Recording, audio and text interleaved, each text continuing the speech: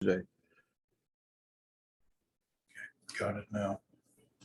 And one of the things that we discovered was that I have enabled the subtitles. And then you can record the subtitles, you know, just like you do the chat. And it gives you, it gives a heads up for the secretary if he wants to use it, because it does capture all of the, just the spoken stuff. And you don't have to wait. It's, you know, it's really quick.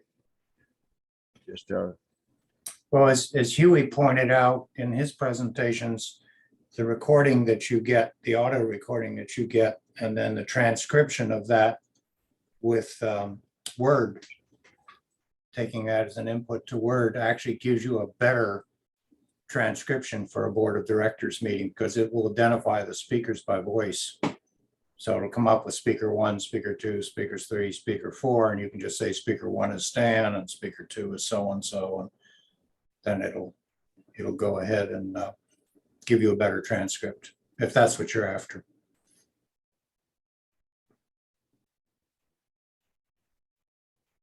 John, you're not a co-host, correct?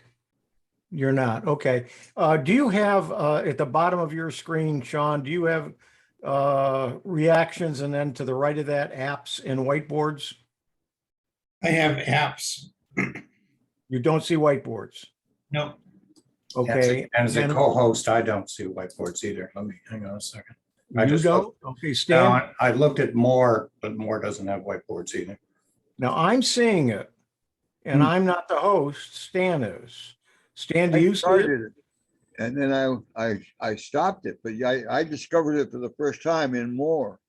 Well, we're trying to figure out when it appears and who it appears, because if it appears in the bottom, you can make it happen, and Yeah. anybody can do anything. So you can do, you know, open it and then say new whiteboard, open and collaborate. And I just can start, opened it. I can start writing anything I want. And so it can really disrupt a meeting if Yeah. they have, if somebody has access, and we're trying to determine who has it and when. Who just did it now? Me. Okay, now go ahead and close it. Way at the top, it says Yeah, I close. see it in red. Yeah. Okay. Okay. Does anybody else see that? I saw it, but I can't write on it or anything.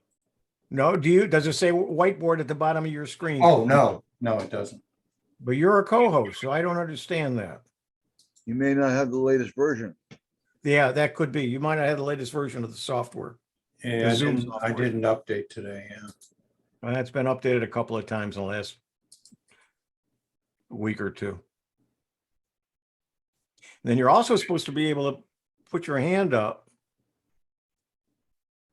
You know, that's still next to share screen between. No, it's supposed to, if you put your hand up, it's supposed to make your hand, so you don't have to click the reactions. It's supposed to put it up there, and I can't make it happen. So I don't think that's working yet. I just You did it just- on mine. Yeah, but you did it manually. You clicked the reactions, correct? Yes. Well, it's supposed to be that it's, so if somebody doesn't have that, if they just raise their hand like that, if they got the latest version, it's supposed to work. And if they put your thumb up, it's supposed to give you a thumbs up. You mean doing that? Putting. Yes, yes. Okay. But I don't think the article I read said it's supposed to be working with 5.10.3, and I'm 5.10.4, and it's still not working. I see Paul Colton just got on. Did you admit him, Mike? Yeah. I see. I didn't see that he'd come into the waiting room.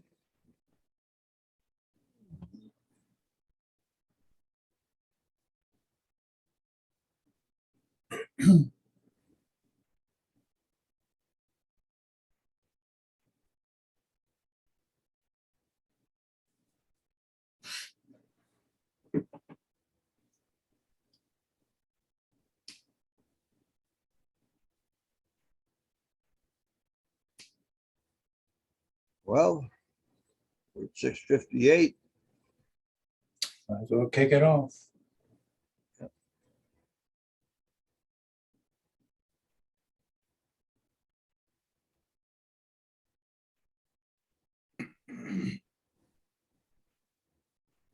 Small crowd today.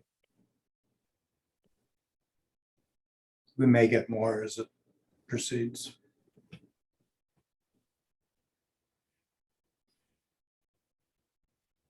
I got a response from someone that we haven't heard from in a long time, and that was Bob Dolph. When he responded to my announcement of the meeting saying, when are we going back to live meetings? So if you recall, Bob never did come to the Sunday meetings. He only came to the TechSIG. And I sent him a reply saying that we did try a hybrid Sunday meeting, and didn't work out very well because we only had two people other than the speaker and myself. So I was a little hesitant to wait, especially to wade into it again, especially with the possibility of new variants, and maybe many of us have gotten kind of set in our ways and deciding to, it's easier to just turn on the computer. So Well, there's a lot of features of a meeting like it. I mean, it's nice to have social meetings and get together. I mean, this can't replace 100% the interpersonal kinds of things, but for what we do with technology, having this kind of a session lets you share screens, lets you show stuff. You don't have to say, okay, pass the cord around and I'll plug it into my computer. It gets a good recording. So yeah, there's advantages to doing hybrid, and we've done that in the past, even pre-pandemic. For me, it's extremely convenient because I just finished dinner and had a chance to watch a few things on YouTube, and then come in here and turn this thing on and be ready for the meeting and stuff that I wanted to talk about tonight. Yeah, I'm in the middle of getting my presentation for tomorrow, not tomorrow, Thursday, for the Learning Chromebooks. And I just took a break, and I'll go back to it, and everything's still on and ready to go in the background. So yeah. let me look at something.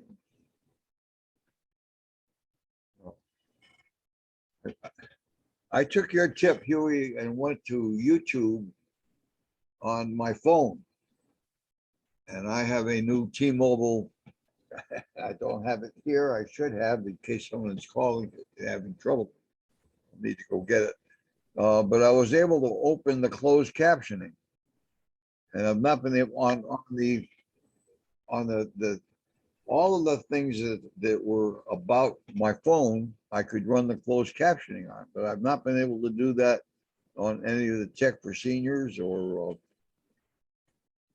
I think I tried something else. I was trying to do something on a seatbelt that I looked up how to replace a seatbelt, and that didn't have closed captioning either. But, Huey, I don't think Ron has closed captionings turned on Zoom, does he? For Tech for Senior? I think somebody has to ask for it. Somebody asked for it. I think he clicks it, but I'm not sure by default whether it starts. I don't think so.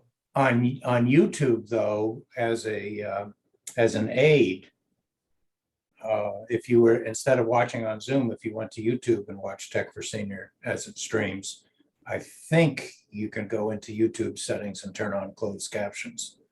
And I believe if you watch the replay, it will be there too. Yeah.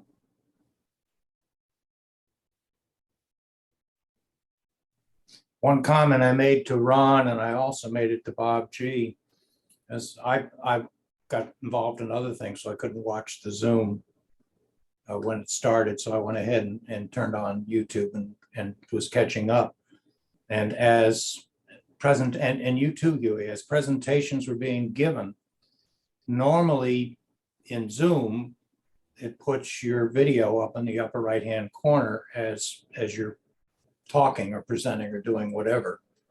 By default, you can turn it off, but it's on there by default. So when you play a video, and the video is the presentation that you're giving, your Zoom picture superimposes over the video that your presentation is giving.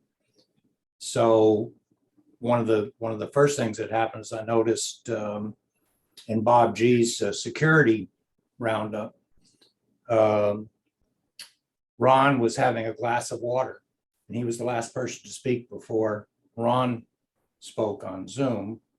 And for some reason, or Bob G spoke on Zoom, and for some reason, Ron's video remained on throughout Bob G's presentation. So he was scratching his head and turning around and looking up and Yeah. doing other things. And then I noticed in your video, Huey, the same situation. You had your video as part of the presentation, but Zoom's video was there, say, for the first 20% of it. And then maybe you noticed it and turned it off. I wasn't sure, but it did then disappear. And then about the last 10% of it, it came back on as if you had clicked and turned it back on again. No, I didn't. So I guess there's some kind of coordination needed when somebody else is the presenter playing a video, either of their own or as Ron does many times, he'll play Dewey's presentation or he'll play Bob G's. And I think that's a function of your screen, not of ours. And you can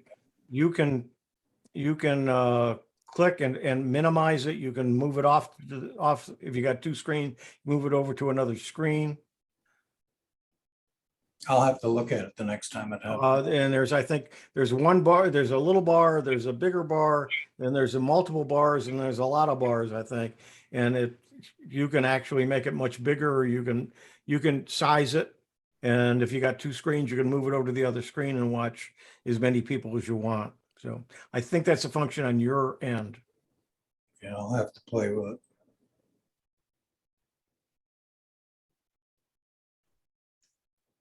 Well, Stan, we're 5 minutes in. You want to formally kick this off? Sure, I guess we'll officially start the TechSIG meeting of the Central Florida Computer Society, and it is April 26th, 2022. Who would like to start off? Why don't you tell us, since you finished up since last month, you went off and bought a T-Mobile 5G hotspot. Tell us about that process. Yeah, I'm on my, I think, third week of my 4-week free trial, in a sense, of the hotspot, which is a coffee can sized 5G T-Mobile attempt to bring internet into your home with a relatively little commotion using the 5G towers. And it's so far working out quite well. I think you all know that the CenturyLink, I've had CenturyLink fiber optics, both TV and internet, ever since they brought that into my neighborhood, which surprised me. It was 13 and a half years ago that they dug all that, brought it into the house. And so when Seminole County decided to put some wheelchair type ramps on every corner of my small side street crosses a fairly major Sweetwater Cove Boulevard South, and they did it on all of the intersections all the way around. It's probably about a mile's worth. And they didn't do any probing for cables, so they wound up cutting the CenturyLink cable, and that's a 2-day job. Supposedly, theoretically, you can't splice it. You can't splice it easily. So they got to put about 600 feet, got to go underneath the road. They got to get a permit from Seminole County, and supposedly that's a 2 to 3 week job. So I'm not getting my CenturyLink back, and in the meantime, this worked out quite simply. I didn't have to either sign. The only other choice I had was either Spectrum, or I guess one of the Dish people that put on. But we have so many trees around here that probably wouldn't have been a good good solution for me. So essentially, since Tom Alt's online, I did the same, Tom, I did the same thing with Stan I did with you. And I took my T-Mobile 5G hotspot over to Stan's house about a month and a half ago now. And we demonstrated it and it worked fine, even though T-Mobile told him he would, he didn't qualify. So why don't you pick it up from there, Stan? What did T-Mobile tell you? Well, at first they said that they put my address into their computer and said, no, I was not, it was not an eligible address. But when I told them that you had brought one in that did work, one store said, well, I guess we could let you have one. It would be up to the store manager. The second place that I went to, though, which is a former Sprint store over in Longwood, close to the hospital, and there's never anybody in there. They've got 3 or 4 people working there, and you never have a wait. Whereas the first one that I mentioned is over by Costco in Altamont Springs, and they probably got 6 or 7 reps, and you usually have a 15-minute to a half an hour wait. They just seem very, very busy. So maybe the one by Costco, Altamont Springs, was being more formal, and I did push a little bit. And what they did say is it's not so much whether you would get a signal or not, but it's sharing the bandwidth, so that, the whole issue of the old Bright House was that if you were watching TV, trying to watch TV or use the internet at like 4 o'clock in the afternoon when all the kids came home from school and everybody was turning it on and using it, you get a deterioration of service. So that's really what they're trying to prevent, apparently, on why they're limiting it to certain areas until they get more towers or whatever they feel that they can provide a high quality service. But the second place said, no, we got 3 of them in stock and you can have one. And that was the store manager that I was talking to. Tom, how has your T-Mobile 5G hotspot been working since you've got it installed? You'll have to unmute yourself. Unmute, Tom. Unmute. You're muted. Am There you I go. mute? Is that better? Much Yeah. better. Yeah. Okay. Yeah, on a bad day, I get 30 down and 30 up. And yesterday morning I was on and I checked it before I got on and I had 80 down. But my up wasn't so good, but I mean, it was 4 or 5, but I don't, it don't make any difference. But usually the up is better than you might imagine. But my normal is about 50-50. I get about 50 down and 30 or 40 up. So I'm tickled. I know you could move your canister around and get better, but it's so close right to my computer and I don't have to touch it. And all my windows got porches over them anyhow, so I just leave it set there. And I thought about putting an antenna in, but I'm so tickled with the speed I'm getting now. I mean, before I got 12 down and maybe on a good day got 0.98 up. So I don't even mess with it. I just, and I got it. I sent it out to it's working out in my shop and it's working on my cameras and it's doing fantastic. And unfortunately, I told my neighbors, 3 of them went in and demanded they got one too. So they all got it also. Thanks a lot. I appreciate it because it's really been great. I had talked to Paul a little bit about it, and we did a little research on the device itself. And the antennas are inside the cylinder, but the way that they're connected to the circuitry, there's a jack, and there's already a YouTube video up on a guy that did surgery on the unit and has directions on how to install, bring the jacks outside the body of the unit and then attach to the small coax and put up outdoor antennas. So you put up an outdoor antenna and a feed through the wall or window or something like that, and then connect it. And that's supposed to improve the cellular signal. Yeah, right after I got mine, I looked it up and there was 3 or 4 different people that had all that information about how to hook the antennas up and all that. But I thought, well, the antenna to get the one I wanted and put it up on the peak of my house was $300 plus all the lines coming in. And I thought maybe eventually they'll put up more towers and I'll be in their territory and I won't have to worry about it.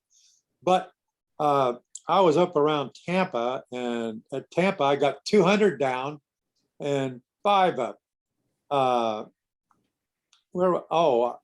was up to Lakeland. I didn't get so good up at Lakeland. Where I was out at the airport, I got maybe 25 down and 3 or 4 up. But I have hit as high as 300 when I've been moving around. It depends where you're at. The guy in the store where I got mine, he said he gets 600 down, but he said he can step out and throw rocks at the end where the antennas are. So The tower, yeah. it depends on where you're at, I suppose. A lot. Well, I still have mine. Right now, it's just sitting on the floor, unplugged.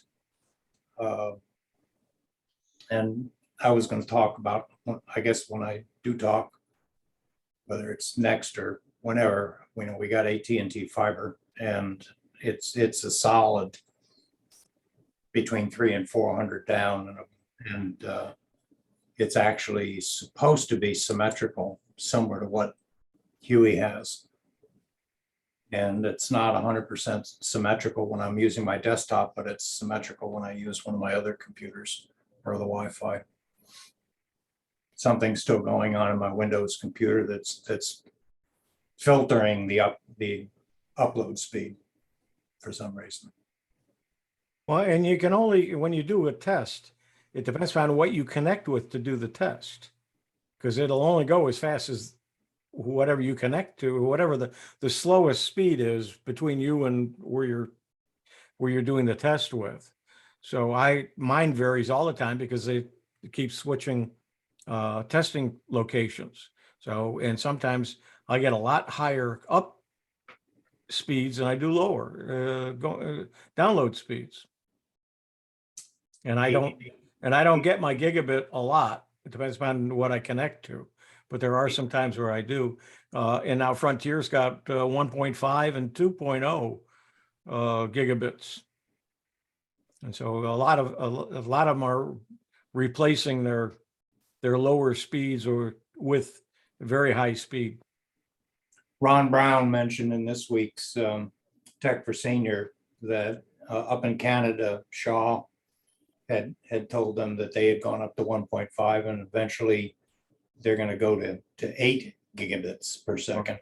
The problem is your router's got to be able to handle it, That's plus right. all of the other equipment you have, and that's the bottleneck too. He's not getting much higher speed, and he was getting it at 1.5 than he was at 1 gigabit because he thinks his router isn't capable of.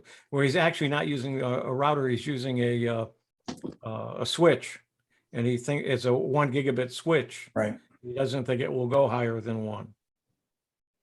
And your cable, I know Cat 6. He's got he went to Cat 7 cable. That's what I was going to say. Cat 7, I think, has to be in use to get the higher speeds. Yeah, the AT&T router that they put in has 3 yellow Ethernet sockets. I'm sitting here looking up on my hutch at them, and each one is rated at 1 gigabit, and then it has a blue one, and it says for 8 gigabit connections only. And the technician, when he came and installed the fiber, said to me, "Don't use that 8 slot." He said, you actually will have a downgraded signal because your whatever you plug into it won't be rated for it. And the equipment you've got isn't rated for it yet. And he said, that's an expansion capability. But I have to believe, fiber is fiber. It's an optical signal. So, and it's brand new fiber. I saw the whole infrastructure that they put in on the street, and I saw the cable that they laid. And it's, so the fiber cable itself has to be capable of 8 gigabits, if not more. And perhaps it's the optical processing amplifiers that are in between the lengths of cable, both at the central station and then at the various connection hubs, whether they would be capable of 8 gigabits or not. But for most of us, having that kind of throughput doesn't really improve what we see, because it's the bottlenecks at our internet service provider and then at the hubs and gateways along the way to the destinations, and how fast it processes data. And so just the fact that you've got that kind of speed, maybe if you're uploading a large When video. I'm uploading into the videos to YouTube, that goes quick. Yeah. And Stan, you mentioned some of the dishes that are out there. Most of the, well, I think there's only 2 dish companies left, but I think they're going to boxes. They're going to streaming. They're not using the dishes anymore at all. Well, they're not installing dishes anymore. They're still using them, but they're not installing them. You're getting a box and a wire to your house, and they're streaming. That was the interesting thing I learned. I really expected that the termination it's a ground box instead of one of these little green towers. So there's a tub in the ground with I guess it's a metal cover over it that's sort of corrugated, for so you don't slip on it. And then it's got a lock. And when they open that up, there is a fiber interface. And the one that I saw was kind of, it wasn't a rectangular solid. It was sort of long and had a series of 4 fiber connections at the top, and then it had a fiber connection at the bottom. So the main fiber that was coming down the street screwed through a connector into the bottom of that. And then it had 4 caps, and he unscrewed one of those caps and took it off. And then he took about a 200-foot length of fiber cable that had a plastic protection all around it and stripped it till he came down to an interior fiber cable, very thin, about the size of a small mouse cable connector, if you will. Or not connector, but cable. As I look at my mouse cable, it's about the same diameter as the fiber cable. And then he had a kit that he opened up. And I was telling Paul, it had what looks like one of these old splicers that you would splice film together, except it's designed for cable. And he takes one end of the fiber cable and cleans it off and puts it into one end of the connector. He takes the other end of the fiber cable and cleans it off. And then he puts whatever is, if it's going to be a junction, he puts a jack and a plug, jack on one end and a plug on the other, and he closes it down on it.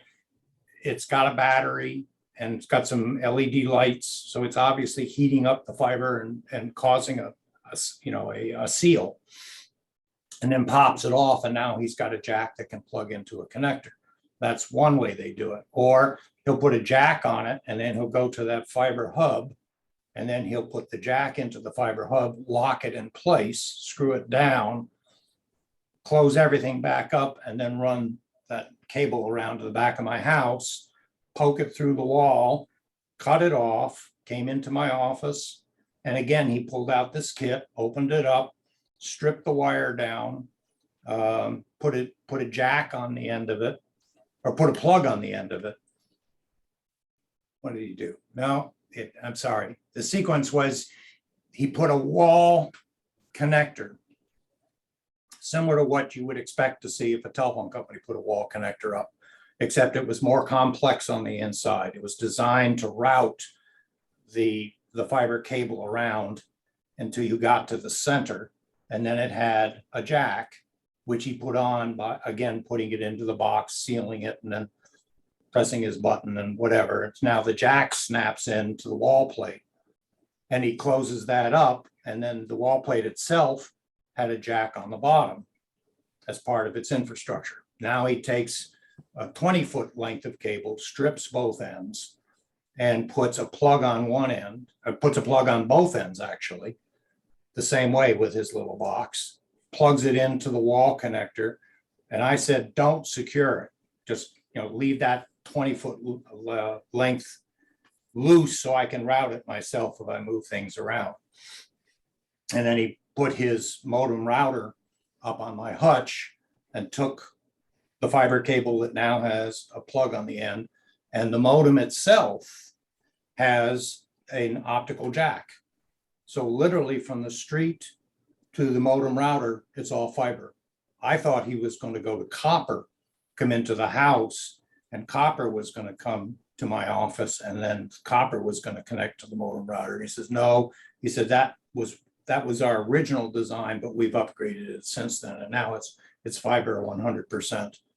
So it's because it's optical, there's no loss from the street to the house. It's as long as the cable is good.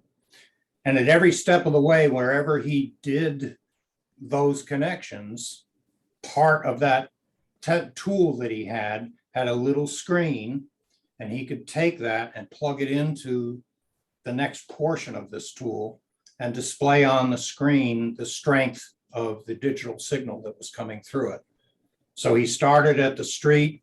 When he connected the cable out there, he took the other end of the cable, which already he put the jack on it, plugged it in, said, okay, it's good. Then he cut that off, took it to the house, put it through, put it onto the wall jack, plugged his unit in, okay, it's good. And then he took that 20-foot length and put the two plugs on it, plugged it into the jack. Before plugging it into my modem, put it into his device, yep, it's good. And then plugged it into the modem, and immediately I had internet on my computer because it was connected with an Ethernet cable. Fairly impressive and fairly modern technology. Yeah, it's changing quickly, and everybody's updating. So is your, Huey, is your fiber all the way to the modem, or does it go to copper and then? They put a box in. And I don't know, and that box is connected to the outside, and then that box connects to my router. And is the Well, box actually, got it an goes to a Ethernet box cable? to another piece of equipment. I don't know what they are. They're down on the floor. They got lights that are flashing all the time, so I'm not sure. But are those boxes connected with an Ethernet cable or a loose fiber cable? No, it's an Ethernet cable. Slightly older technology than it. In fact, because they you left- got this a while. They left their old router that I had before in there. He said they don't have new routers. That's the same one they're using. And he said you're better off if you go out and buy your own. So that's what I did. Okay. Well, let me share my screen as soon as I can figure out where this stuff is, and I will at least show, let me get this minimized here. I will show what the form was and what they actually provided me. Let's see if I'm on screen 2. Share. Okay, so this is the what I signed up for. It's the customer service summary, and it was right after I placed the order. So several in our TechSIG, there were several questions that had been asked about what I got, what I paid, what was my requirements, and so on. And I'll admit I didn't do the 100% due diligence like I should have to check all of the ins and outs and, what are my requirements and what are their terms and conditions and so on. I should have done that. So today I did do some of that. So essentially the offer was $55 a month with no charges for the equipment and a refund for the charges of the installation. And then the ongoing monthly bill, which does have a little star next to it. And it says estimates above include government fees, taxes, AT&T fees, surcharges, one-time partial month charges. Promotions and discounts may not show up here, but will show in your bill when the time promised. After promotions ends, monthly charges will increase. pricing subject to change. But I can't find anything that says that this is for a specific, like a 1-year time frame. It just says this is your ongoing charges. And even when I looked at the fine print, I didn't see that the promotion was just for 1 year. So it appears to me that that's their rate. Now, it could be, on the 1-year anniversary, they send me a bill and say, okay, now it's 110, or who knows? Yeah, But- mine went from 45, I think it was, to 70. Then I went to 75, and I think it's 90. It kept creeping up. Okay, then let's see. So, okay, so there's I did have the option of going to 1 gig, and the 1 gig was going to be I think it was close to $100 or 99 something, and I didn't want, I said, well, I don't need 1 gig. What's the 300? And the 300 was 55, and Spectrum provides 200 as its entry level now. And Spectrum's special for 1 year is $49.95 as long as you have some other service, TV or phone. Mike, So- that's not true in my area anyway. It's 49 for and or, it's TV and or internet at 49 a month. Right. But you, But But- that doesn't mean you have to have the other service. You can just have one. but, well, all right, double check, because mine, I just threw away a solicitation today that came in the mail. And you had to have one or the other. The or meant you can have TV or you can have telephone. And then you'll get internet for $49.95. Anyway, whatever it was, I just said I can deal, 300, certainly 100 faster. And I'll do a quick speed test and you'll see it's a lot faster, at least on the download. My last time I did a speed test, it was about 360 or 370. Then the promotion discounts, they took 100% off the installation fee. So that was nice. And then they did, if you get $5 off if you do auto pay and paperless bill, take $5 off. So there was the $55. So this 55 is 55. And I don't see taxes on here yet. Now I will see when I actually pay the bill, whether or not it's more than 55. I haven't yet paid a bill. And they do specifically, several people said, well, is the data capped? Because that's always a concern. I know Charter Communications in some communities caps after 2 gigabytes of data starts to cap your speed. And this is $0 for additional. So that's nice. Let's see what else we had on here. Okay, then they've got their cancellation policy. So when you go to cancellation policy, it gives you a fee structure. Let's see if I can get it to come up here. Yeah, okay, so here's the cancellation policy. And if you get the internet,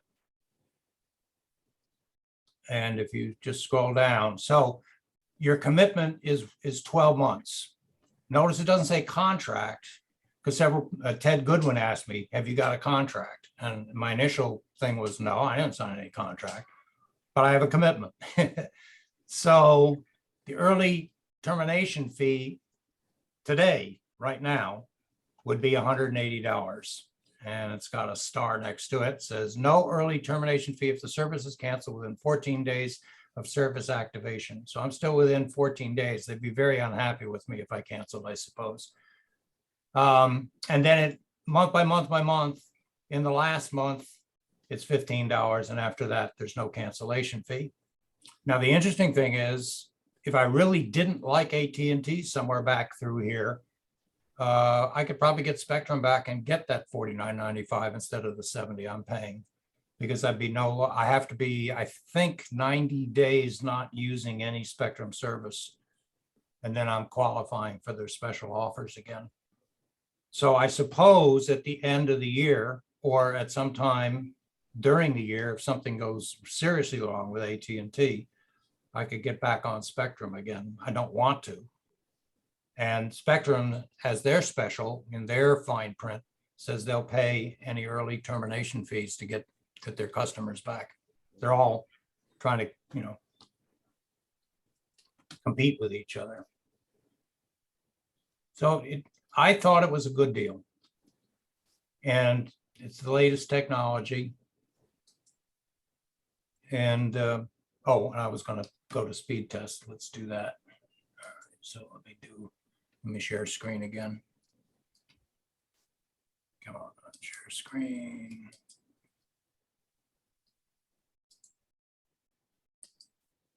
Okay, so we'll just go ahead and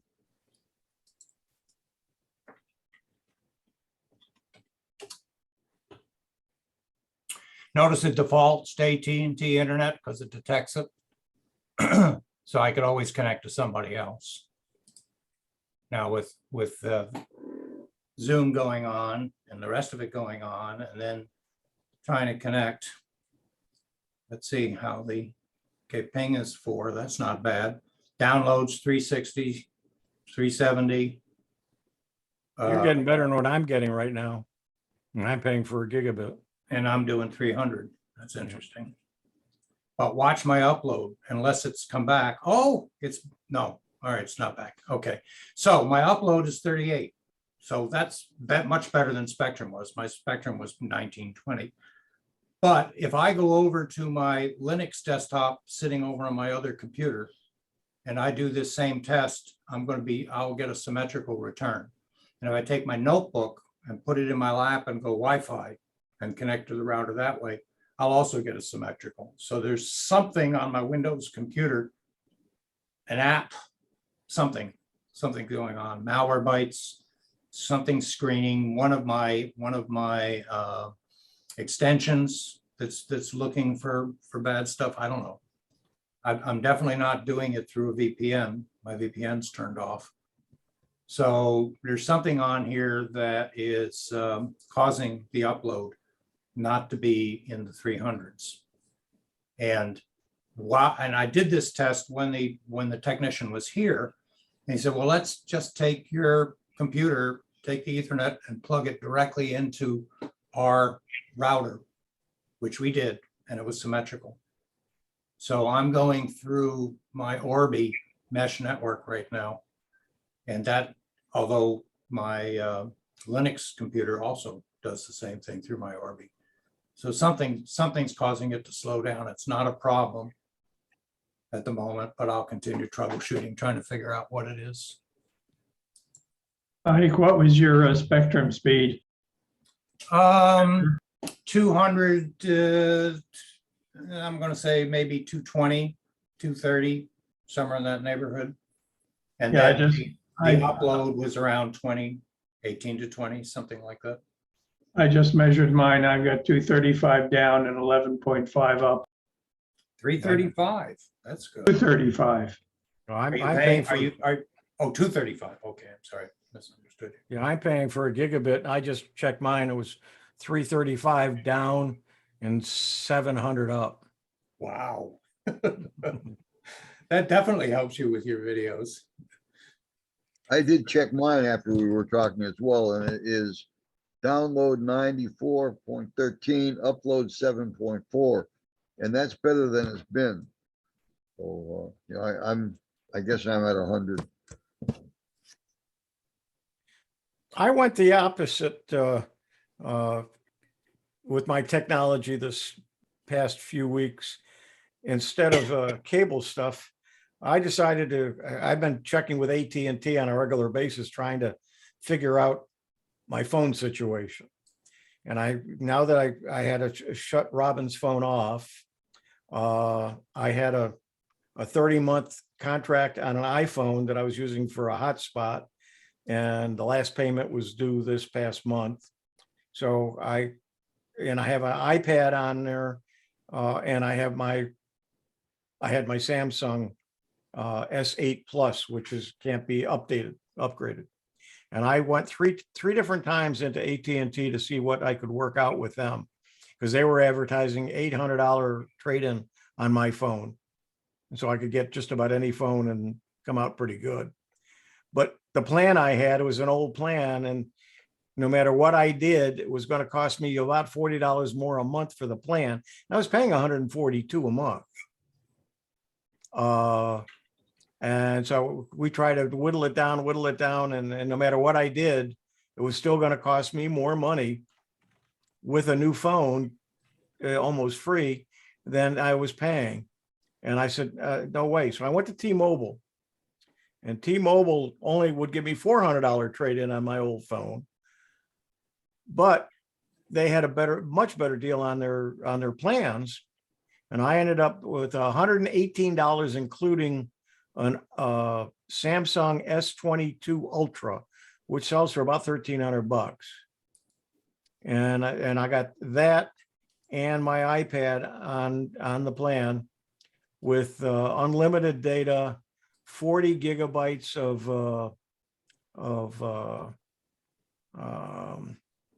hotspot, and unlimited. It's a plus 55 plan of some sort. And I'm paying $118 a month. And I was real happy with that. And then I had the phone for a week, and it kept restarting. It shut down, and I'd had to restart it. So I took it back in, and they swapped it out and gave me a new one, and then transferred all my data over again. And I had to go in and do some settings and stuff. But other than that, it worked good. But while I was there waiting for the data to be transferred again, I saw that they had the Samsung Galaxy Watch 4, $0 a month for the phone, for the watch, and then you just add it to your plan. And I said, how much is that going to be? And he said, $10 a month. I said, okay. No, I just mulled it over. So a couple of days ago, I went in and I said, okay, let's take a look at the watches. What's the difference between, they have a 40 millimeter and a 44 millimeter. And the 44 millimeters, $1.22 a month for 24 months. The other one was free. And it was a little bit bigger, and it had a couple of things that I said, okay. And how much more a month is that? And he said, well, it's, do you have paperless? And I said, yep. And he said, oh, it's $10 a month. So for $11.22, I got myself now, I turn it on here. Come on. I gotta watch, and it connects to my phone. My phone rings. This thing rings. I can read my text messages on it. And because this new phone is, I always had it on my wrist. Well, this thing is much larger than the last one I had, and that was pretty big and much too heavy to carry on my wrist. So now I can just use a watch and be able to do a lot of the things that I was doing on my wrist. So Can you actually answer a telephone call? it says I can, and I'm supposed to just move it a certain way. Let's see, I lift my hand up. If I twist it like this, it makes it tells it to end the call. But if I move it up, it's supposed to answer it. But I don't know whether I can hear it or not. But I can hook a headset up to it, and I think I've not tested it yet. I think I can listen like to a podcast or some music or something with a headset on and leave the phone home, because it connects to the phone. If it's not by Bluetooth, it'll connect through the LTE, through the network. Hey, Huey, Yeah, have you ever had an Apple Watch? no, Okay, but you're using an iPhone, correct? no, I'm not. Oh, okay. I have an iPhone if you want to buy. I got an iPhone 8 that I'm not using. Okay, so you switched to Android. Yeah, no, I was Android, but I bought the iPhone because the iPhone was free for 30 months. All I had to pay was the $20 a month, and I could use it as a hotspot. And that's what I was using it for. I never really used it as a phone. Ever? No. Oh, interesting. I thought when I first met you, I thought you had an iPhone strapped. Oh, I did at one time. Yeah, I had a long time ago. I switched to Android many years ago. Okay.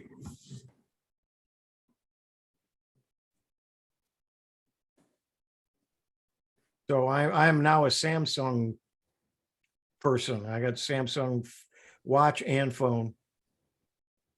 I will probably be looking for something like that. I'm staying up on what Ron is doing in in monitoring the medical functions that these watches. Yeah, can this do. is a lot of the same things. But I'm especially interested in the blood sugar, monitoring without. None of them do that yet. None of them No, do but the technology is there, it just hasn't been approved by the FDA yet. that. We think. Yeah, that's what we're reading.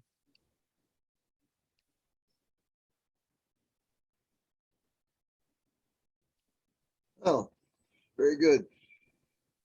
Let's go to somebody else and who would like to take their turn in the box? Paul, you got anything for us today?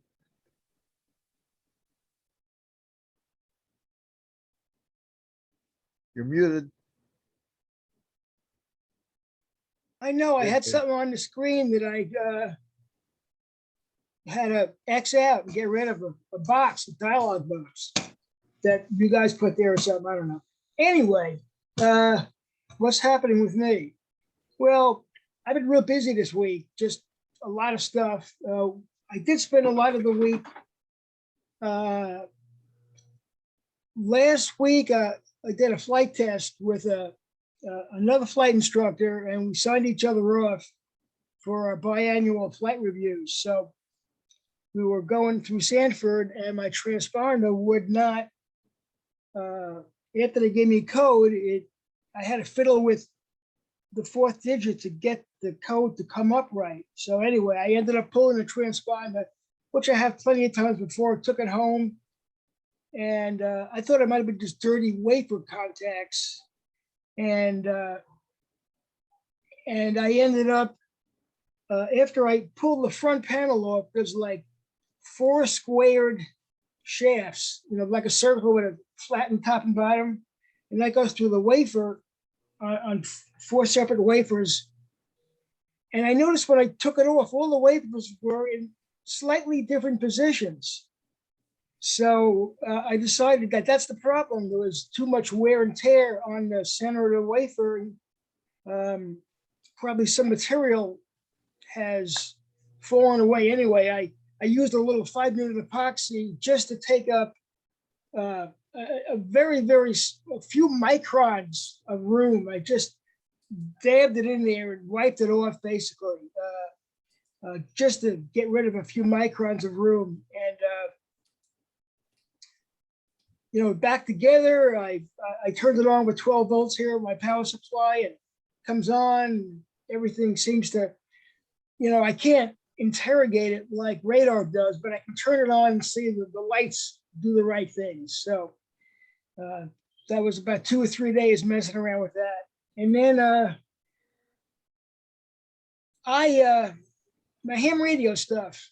So you'll know what RG58 looks like, coax, right? So I've been running that on my ham radio stuff for the last few months since they put up the new antenna. And I put a watt meter at the end of the antenna, found out I was losing half my power because the wire just wasn't good at the high frequencies. End of story is I bought this new wire called LMR 400. It's almost a ½ an inch thick, and it's got an extra foil layer next to the shield inside the cable. So it's very low loss wire. So I got that off of eBay. I bought 100 feet of it. I used all of it. I ran the wire different because I used a coil of wire for, it's called an air choke, which basically prevents RF from coming back at me into my radio. So I used about 18 feet of that. And before you know it, I just had about enough wire to get back to my house. And I put everything underground and got back to the old Radio Shack here. And I got about an extra, just a couple of feet behind my desk here. And that's really worked out well. I got a really good deal on the wire. I was going to buy some more just to put away because it was such a good deal. And the guy was out of wire. So I messaged him. I said, I'd like to buy some more if you ever get any more. He says, yeah, we got a lot of good comments. So I'd like to buy another 100 feet because it was so much cheaper than the everybody else. So that was my, I actually, I don't know if I can do a screen share here. If I can, I can show you. Okay, I can't do a screen share. I just had a couple of pictures of what I did, but that's okay. What else have I done? Oh, my air conditioning crapped out last night in my wife's art room. She's got that's where she does all her sculptures. At the end of the house is a 550-foot square room that she does all her stuff in. And, the air ran all day yesterday from like late morning till early afternoon. And in the evening, I went to turn it on and I could hear the thermostat click and the relays, nothing happened. So, I pulled the thermostat off the wall and I checked the AC on the wiring and there was no 24 volts anywhere. I said, well, all right, no 24 volts. And I said, I can't deal with this now. And this morning I had to go to the steel plant, the steel supply business where I buy these rods for her to make these sculptures. Oh, hold on. So I was outside last night and I'm looking at the drain pipe, and this is like 11 o'clock at night or 10 o'clock, and there's water coming out. Now the thing hasn't run in like 6 hours. There should be no water coming out. And I said, there's a blockage in the pipe, and I think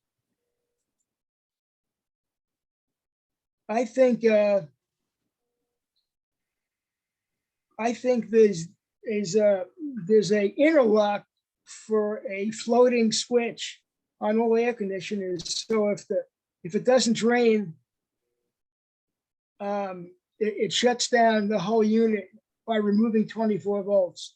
So I've been down this road many times. So I'm saying to myself, I know what's wrong with this. So anyway, today I get home after lunch, get in the attic, and the air handle is in the attic.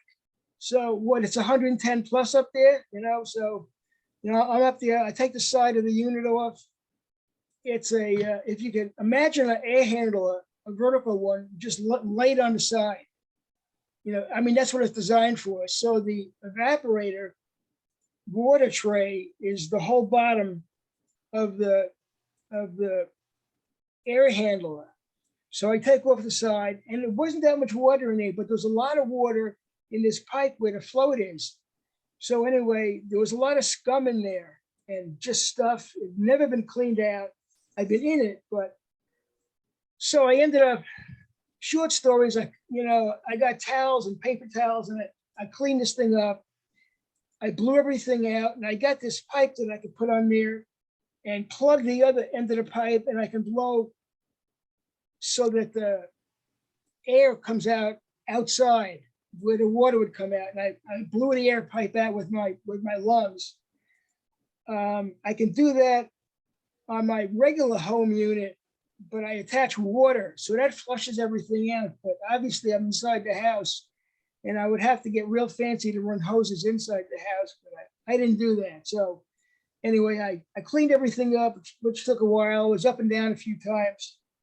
It's as soon as I took the float unit out, I went down and measured the voltage, and I had it back. So most of the work was cleaning everything up, and it didn't look like it was plugged up though. But be as it may, I went through all the steps to clean it up, and I think I'm back in business. Everything's working again. So that was my last night and most of today, and I just been busy with my property. Of course, everything's growing now. So I decided to cut some of the acreage early. Of course, walking around with the dog, it's kind of wet in the morning with some of the grass sticking up. So anyway, so I've just been real busy with a multitude of things. I've been, not a lot of computer stuff really. And Air conditioning, don't you normally put vinegar like a couple of times a year down that drain pipe to make sure there's no mold? Yeah, you can do it, but to get up in this attic, it's I gotta stay on this ladder, and then like those rings, like in school, I gotta push myself up. You gotta be pretty athletic to get in this.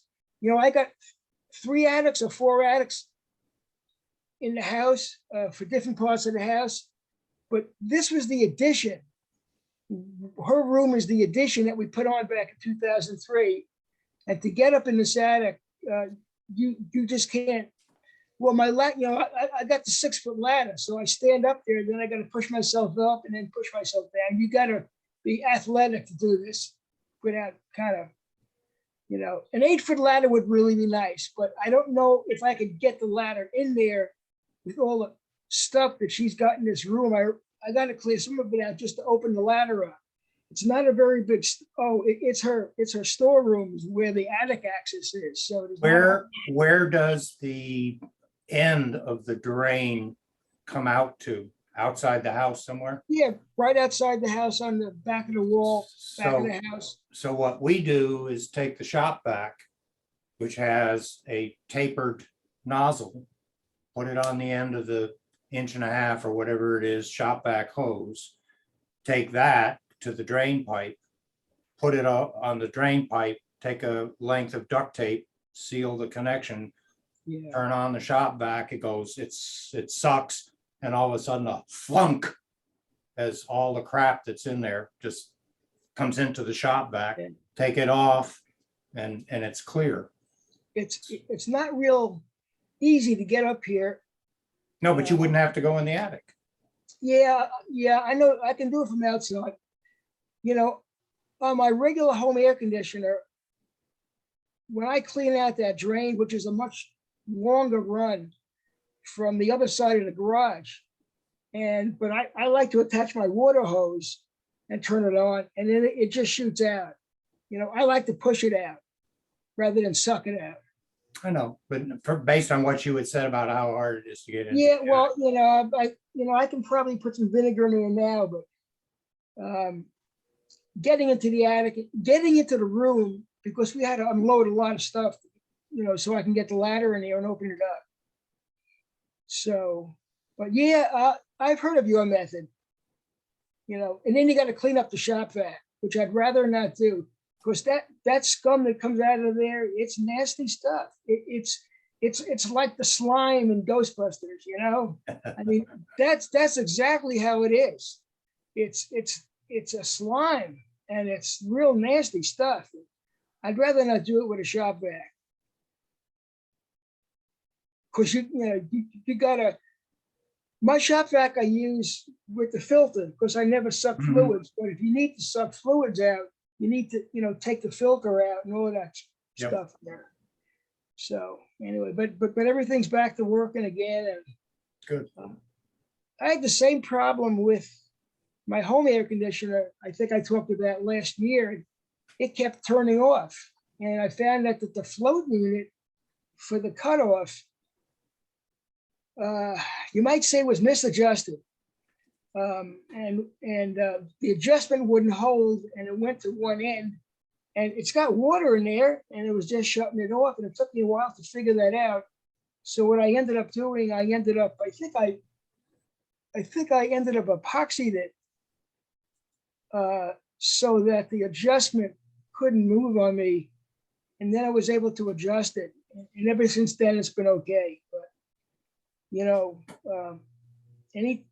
all these air conditioning units have these fail-safe switches for floats and things like that all over the place. And fire, they have ones in there for heat. If your air conditioning area, if the air is coming in that's too hot, like there's a fire in the house, it will shut down the air conditioner. I had one in my old house. It had that. They gave us problems. And, I didn't know anything about air conditioning or half as much. I mean, I knew about electronics, but I didn't really know a whole lot about air conditioning electronics back in the 80s, 90s, whatever, you know. And my air conditioning guy ran him ragged trying to find the thing, trying to find the intermittent. But anytime you're losing 24 volts, I'd say almost 100% of the time, it's some kind of interlock that is malfunctioning, or it's functioning right and you've got a problem. So that's I'm looking around my room. I can't think of anything else that I can really talk about here. I think all the iPhones and iPads are doing good. My wife's computer she's happy with the trackpad. It's doing great. You know, I got that resolved, and that's about it, guys. As long as we've just talked to At you, 8 At 8 o'clock, I'm gonna take a 2-minute powder. okay, you take your 2-minute power and I'll just fill in on No. something you and I Well, are it'll be going to long. work on. It'll be longer than 2 minutes, but Okay, I'm done. okay. So I'm taking advantage of Paul over the next couple of days. I have 2 items I'm going to be picking his brain on. One of them I think will come through. Here, well, let's see. Yep, there you go. Okay, it's a remote control. All right.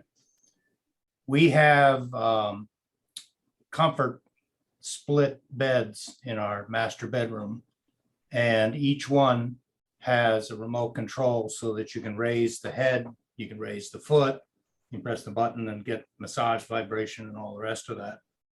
And my wife's stopped working. And I said, oh, all right, well, let's check the batteries. Well, the batteries had corroded the terminals. So cleaned the terminals, put new batteries in, went back in, pressed the button, stopped working. Did my research online, found a site that says in some cases you may have to overhaul the transceiver because it's an RF connection. It's not an IR connection. And each of the beds has a little box that just sits on the floor behind the headboard.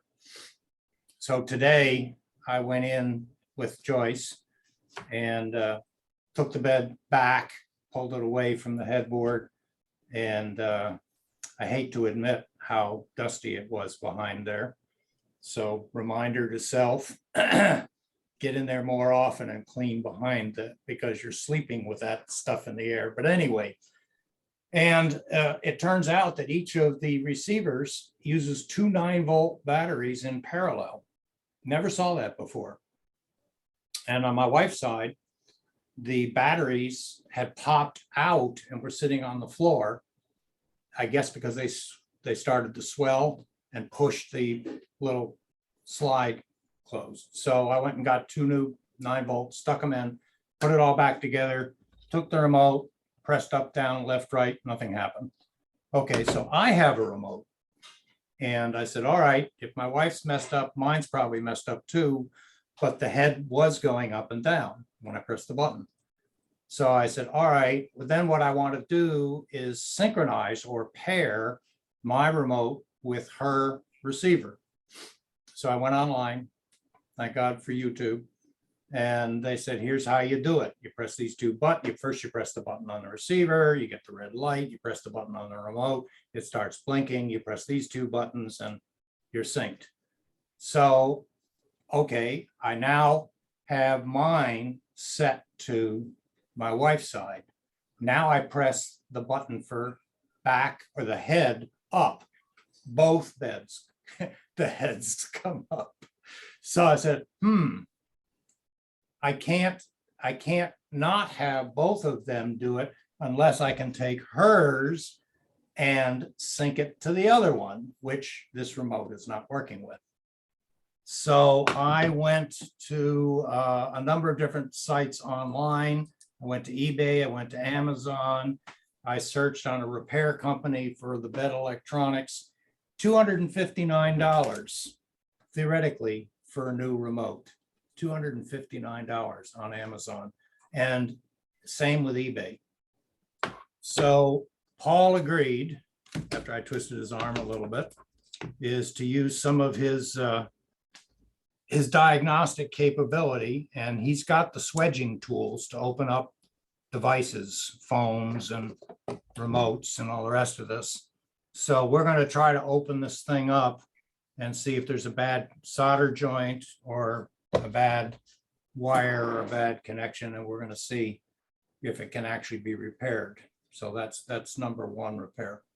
Number two repair is last year about this time, I bought a new Dell computer. It was a replacement for my Chromebook. And the Dell computer started not charging the battery. And it gives you a little LED on the side of the notebook when the power supply is charging the computer. And if I move the plug around, that LED would come on or it would go off and it wouldn't stay on. And in order to charge, I'd have to charge it overnight, finding the exact position in which to set the computer down such that the LED light would come on. And if I could set it down and leave it alone and walk away from it, then it would charge overnight. So Paul and I discussed this, and trying to troubleshoot where the problem is, you've got a choice. It could be the power supply. It could be the cord from the power supply that's got an intermittent, or it can be the plug of the power supply. So he suggested that I get some alcohol and that I attempt to clean both the plug and the jack on the notebook. And the clearances are very small. So bottom line for me was to actually take a Q-tip, cut the pad off so that you're just dealing with the cardboard stick of the Q-tip, get it cut at a really sharp angle so that you have a long, narrow piece, dip that in the alcohol, then put it into the inside of the jack and sort of swedge it around on the inside. Well, it came out black. So I did that repeatedly 4 or 5 times.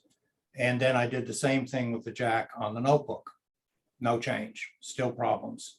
I said, okay, maybe it is the power supply. So for $15.95 on Amazon, they were selling new Chinese power supplies. That came in yesterday. I plugged it into the notebook and it connects even less than the old one does. The power's there, but again, I really have to maneuver both the cord and so it could be the jack. And if you go onto the forums, the Dell support forums, it's a very common problem apparently. And you can buy a jack for 20 or 19 something plus shipping. So you're about $27 or so, priority mail. So I got a new jack coming.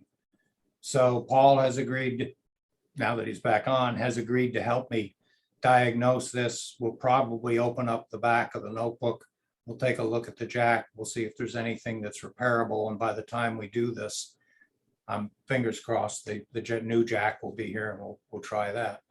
But apparently it's a very common problem with Dell notebooks using the small plug that has its own little tiny cylinder on the inside. So you've got the opening and then you've got like a little pin sticking up inside the opening. And that little pin has a hole in it, or that little cylinder has a hole in it. And the plug has got a very tiny, tiny little pin. And we haven't figured out whether that pin actually has power on it. So some diagnosing to do yet, both to try to isolate the power, because I don't want to have to replace a whole computer just because I can't get power to it. But anyway, that's something else we'll be working on. And back to you, Stan. How old is your laptop? A year. Yeah, it's very nice. I use it most of the time when I'm not in the computer room. When I'm sitting watching TV, it's on and in my lap, and or at the kitchen table. It's a replacement for my Chromebook, and it's got Linux on it. I have a Dell laptop, 13-inch laptop, but the power connection is a USB-C cable. Yeah. Yeah, some of the newer laptops now require a lot less power because of the high efficiency chips that they're putting in. There was a laptop I bought before this called a Jumper. And I've since sent it out to my sister because it just wasn't powerful enough. But it too used a USB-C for its power connecting. And I assume if I get another one in the future, that's what the power supply will come with. But it's 19-volt power supply. So it's still using that jack and plug assembly. Next. Sean?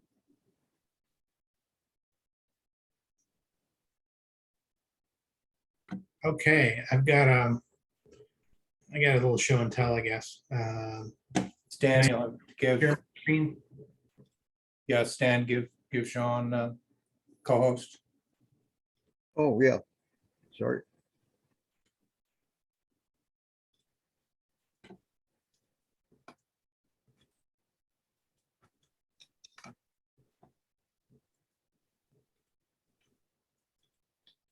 Okay.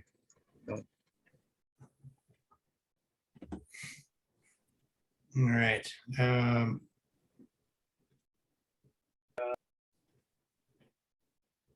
So I've begun the task of upgrading my network to Wi-Fi 6.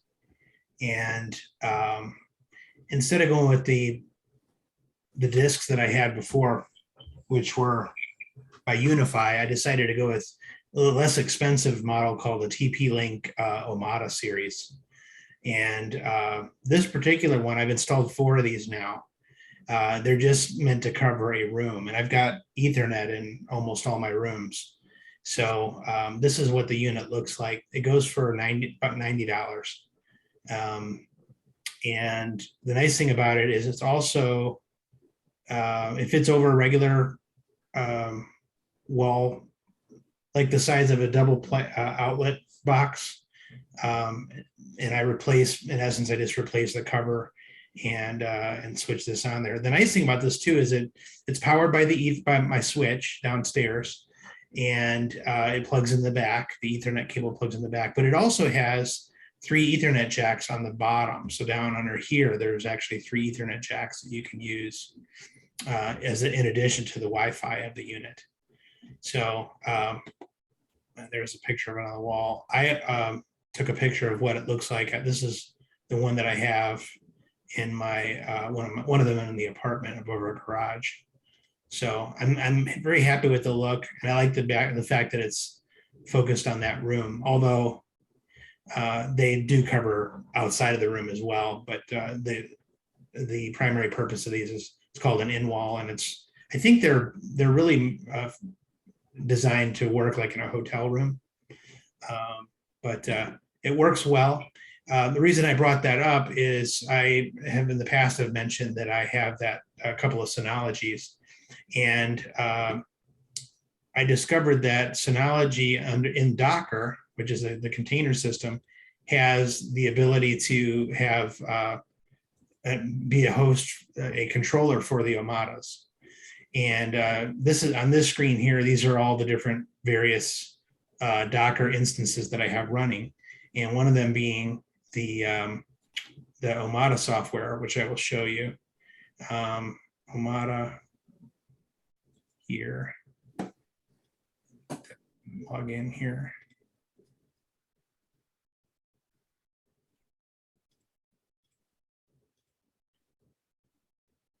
So this is the interface for the Omada. And this controls and lets you monitor and set up these units that I just showed you a picture of. Here you can see the devices. These are the 4 that I have installed currently. Gives me a status. It would tell me if it was updated, how long it's been running. You can click on it and make adjustments here on the left, or on the right rather. It gives you all kinds of information.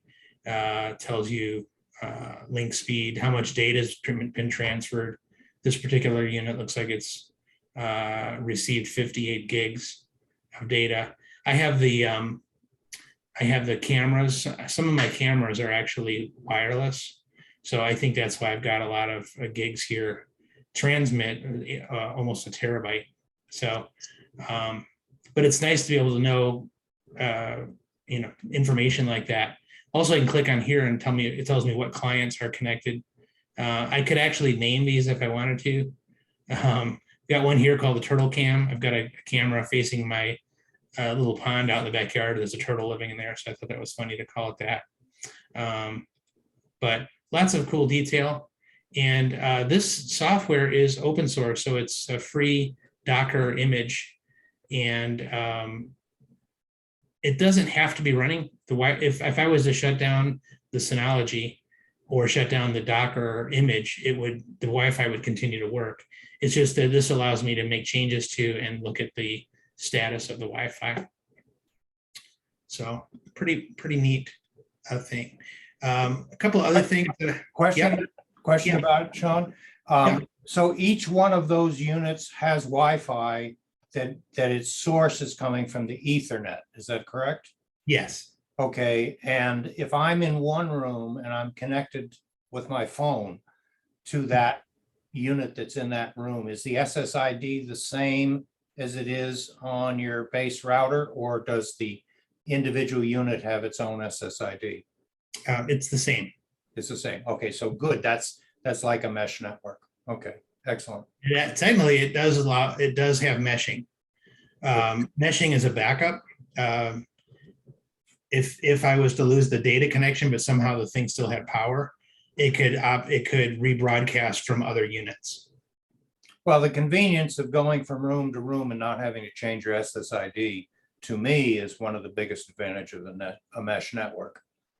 And you're hoping that your phone can easily switch from one SSID to another if it knows it and you're going to another part of your house or another part of your property.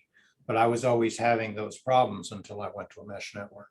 So that's nice to know that this particular one by design is keeping that same SSID. Yeah, it's pretty neat. I want to get at least 2 more of these in walls, and I do want to get a regular round disc for my in the garage itself down underneath the apartment. So not that I necessarily need it, but I'm all about overkill. So all right, so a couple other things that this Synology Dockers have. Some here might be interested. I've set up. Well, I learned about this, about all the different Docker images. There's many more that I haven't learned about yet, but I found this website called Marius Hosting. And this guy pretty much just gives information about various things, Synology and whatnot, but also Docker. And he talks about all these different types of Docker images, and you can see the icons represent them here. I went through pretty much all of these and opened them in different tabs and read about them. And what I found interesting, I installed. And he gives you instructions on how to install the various, what these things are. For instance, the Omada, is this one? Omada? Here it is. You scroll down here, it's step by step how to go about installing this. And down at the end here, tells you how to get to the website. Oh, this is open speed test. Anyway, I was impressed enough by this site that I donated. He just runs it free of charge, but he takes donations. And in every one of his instructions, the first instruction is, please support my work by making a donation. So I did. I gave him $20, and I may give him more. I think that he's done a great job here, and it makes it very easy to understand how Docker works and how to get various things up and running. So some of the other images that I've installed, I won't go through all of them. You can see there's quite a few here, but one that I thought was pretty interesting is this. This is called MeTube, and MeTube is a downloader for YouTube videos. So if I go to YouTube, and I have a cousin who has 2 boys that are in a band, and called Brothers Comatose. And I thought, okay, well, maybe I can download one of their songs here. So I'm gonna try that here. This particular one. I copy the URL, I go to MeTube, which is actually hosted on my Synology. I just paste it in here. And then I select what kind of quality I want. Yeah, don't play it because I'm not.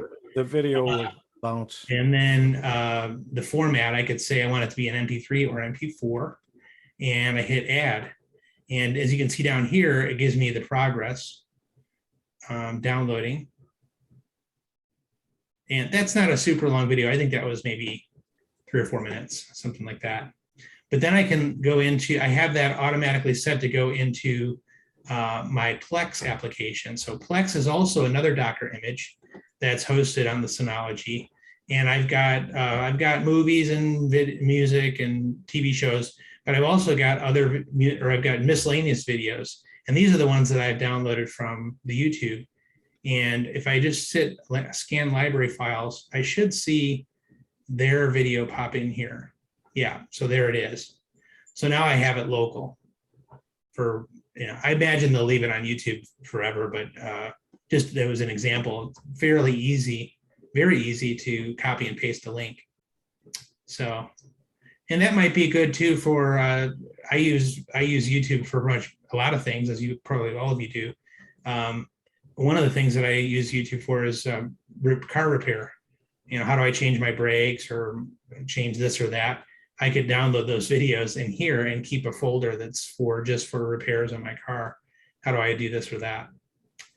So another neat Docker image that I think Mike will probably get a kick out of this, and probably all will. It's called Woogle. And Woogle allows you to do searches, and there's no ads or anything. So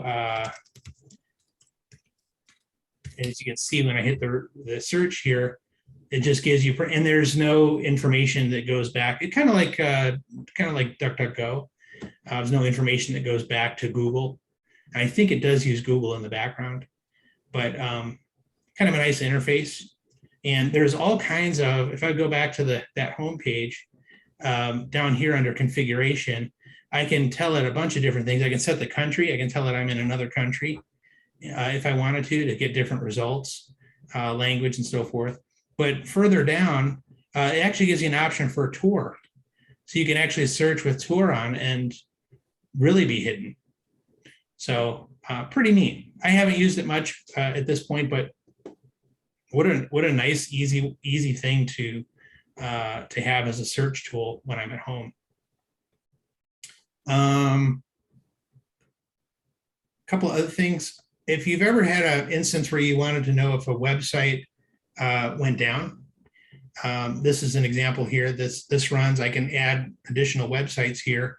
This is my website, The Traveling Technologist, and it keeps track of and pings the website every, I'm not sure how often it says on here, but I can set up notifications. It'll send me an email if the website should go down.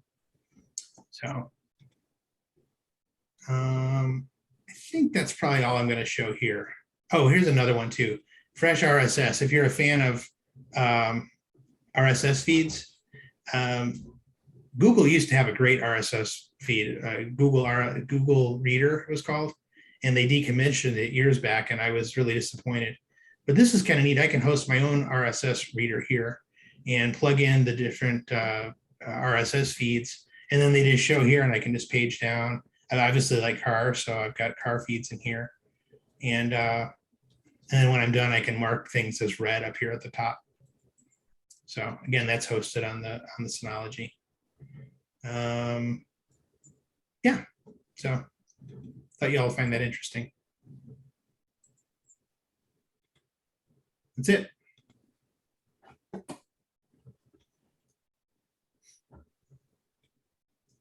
I use feed. Not very much to talk about.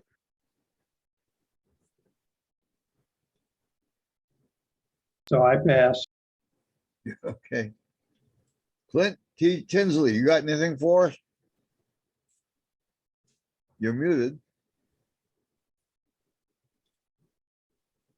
Yeah, trying to unmute myself. No, I really don't have anything to add to the conversation tonight. I was primarily interested in the internet plans you folks have been playing with. Okay, thanks for joining us. I do have a couple of things myself that I talked about the refrigeration deal, and I finally did bite the bullet and get rid of that Americana, and I have a Samsung, and that worked out pretty well. Got a used one delivered. Interesting getting it in the house and all hooked up. However, I told Mike about this about 2-3 weeks ago. I wound up falling asleep in my easy chair watching TV at around, I don't know, 1-2 o'clock, something like that. I went to bed. My wife, Linda, got up fairly early and came in, and the kitchen was dry when I left, but she came in and there was like an inch of water. We have an indoor outdoor carpeting in our kitchen, and we had a problem before, which we did a partial repipe maybe 10 or 15 years ago, but this time we thought we're going to have to do a full repipe because it was wet in front of the sink, and then around into the behind the sink is the dining room with wood paneling, and it was wet. The carpet was wet in there. So I finally got a plumber to come Monday, and he said he couldn't tell what was happening. He said the first thing we need to do is to get a leak detector guy to come in, and they'll find out where the leak is, and if we can at least turn it off without having, I had to turn off the water to the entire house. I know where the valve is, and I shut it down because it was still coming through. So the leak detector guy came in, and he discovered it was our reverse osmosis system under the sink. And it's an older one, and I'd had problems with it before. So I finally decided, well, I'm just going to get rid of it. I don't need that ultra purity, but I do know that the coffee, if I use the tap water to make coffee, it's got as much chlorine as the pool does, and it just doesn't taste good. So I bought a single cartridge unit to replace the reverse osmosis, had a handyman come in, and he got it all out. We got everything in, everything is fine. But the tank itself, the reverse osmosis tank, had at least 2 or 3 gallons of water in it. So it's got a bicycle air pump, a little valve. You can put a bike pump onto it, put the air pressure on to get the water out. I wound up deciding to use my wife's Toyota. It has a plug. I have a plug-in pump that I got from, I don't recall where I got it. It works. It goes in the cigar lighter. The motor has to be running or the accessory switch on. I do that, and it takes maybe 10 minutes in the Toyota, and I forgot that the damn Toyota, the headlights come on automatically. So at the end of that, I'm thinking, oh my gosh, I bet you the darn battery is drained. So yeah, that was like the end, 5-6 o'clock at night. So Monday, I decided, okay, I'm going to have to jump the thing. I jumped it with my Kia Soul. It started, and I let it run for 5 minutes. And then Linda said, well, if I'm going out running a few errands, would I please take that car? So I said, sure. So I go to the library, turned it off, turned it back on again. It did start. I was nervous about it. I backed into the parking place just in case. And sure enough, when I came back, I was in the library maybe 5 minutes. I came back and it wouldn't start. So I got another jump from a chap who was nearby, saw me with the hood up, and I had my cables. Went another, I don't know, 2 miles, something like that. Did some more shopping at a place, came back out, and the same thing again. I couldn't get it to start. So I'm 5 minutes from the house. Linda comes over. We get it started, and we're driving along, and I could tell that something else was screwy. I thought maybe I had a bad ground or something like that, but I decided to take it to a shop that I go to nearby. There's another 3 or 4 miles, and Linda's following me. And I get around 2 corners and I'm about to make a left. I'm in the middle lane and the damn car dies. So she actually pushed me the remaining 3 or 4 miles to the shop. The shop diagnosing it said, well, okay, the battery is bad. It was I got it at Costco. It was like, I think May of 20, so it's still under the 3-year warranty, and Costco's warranty on that was rather incredible. They just swapped it out. I mean, they actually gave me a refund. They said I could buy another one or go someplace else if I want to. So I get the battery. But the other thing that the shop said was happening is the transmission. The clutch was bad. And that was why it wasn't allowing, the engine wasn't getting any juice through the alternator to recharge the battery. Well, I remember we'd had trouble on an older, we had 91 Toyota for a while, and I think it was $300. I don't know whether we replaced it or rebuilt it, but things have really gone up because the shop that I went to, and I'm not sure exactly whether he was going to put in a whole new unit or what, but he wanted $1,200. He says, like 600 for the unit and 600 for the labor. Well, I found a guy locally who was, I found him when I was trying to replace the transmission on the Mitsubishi Mirage that I had. So anyway, he's going to do it for about half that. He's swamped, so it probably won't happen until Thursday. But anyway, Murphy, really, if the battery's dead, bad, what a great time to go after the clutch as well. So that's been one of my big trials and tribulations of the week. What do you guys all think about Twitter and Elon Musk? Everybody excited about that or nervous? It is a social media site I will be back on once he has truly taken it over. I might even buy his premium subscription to get rid of the advertisements. The reason I left Facebook was because of all the tracking that it did and all the advertising that it did and all the vulnerability that it had. And unfortunately, the political social screening algorithms that it had. So Musk says he's going to make it free. He's not going to censor anyone unless, it's at the level of overthrow of governments or porn or something along those lines. But it's in terms of, they're not going to kick somebody off just because their political views are different than other people's political views. So that, I like the idea. And I think it's kind of, it's interesting the way he did it.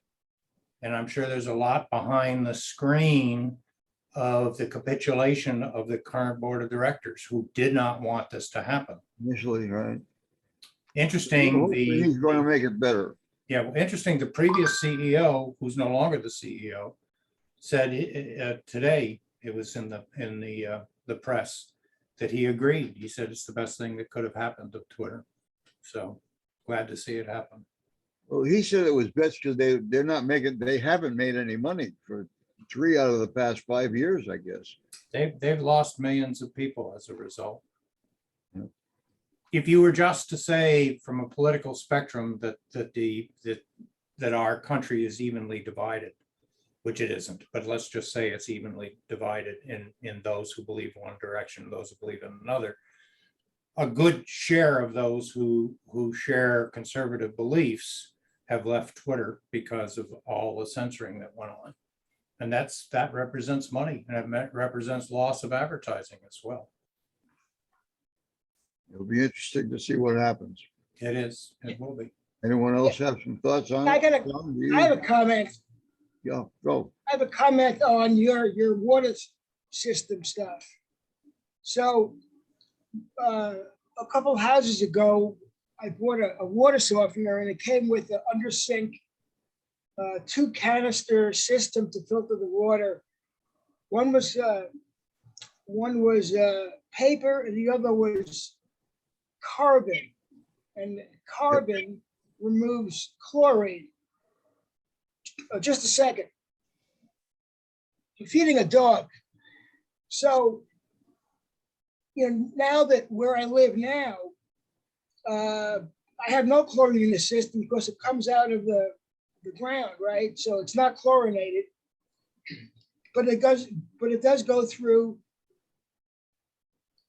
another kind of chlorine system, but I don't have chlorine coming in the house. So I don't use the carbon filter anymore. I just use 2 paper filters. But I used to be on city water and I did use the carbon filter. So you might want to consider looking at a carbon filter if chlorine is what you want to remove. That's what I did. They call that taste. And then the paper one is for particulate matter to actually filter out. So the one that I got actually does both.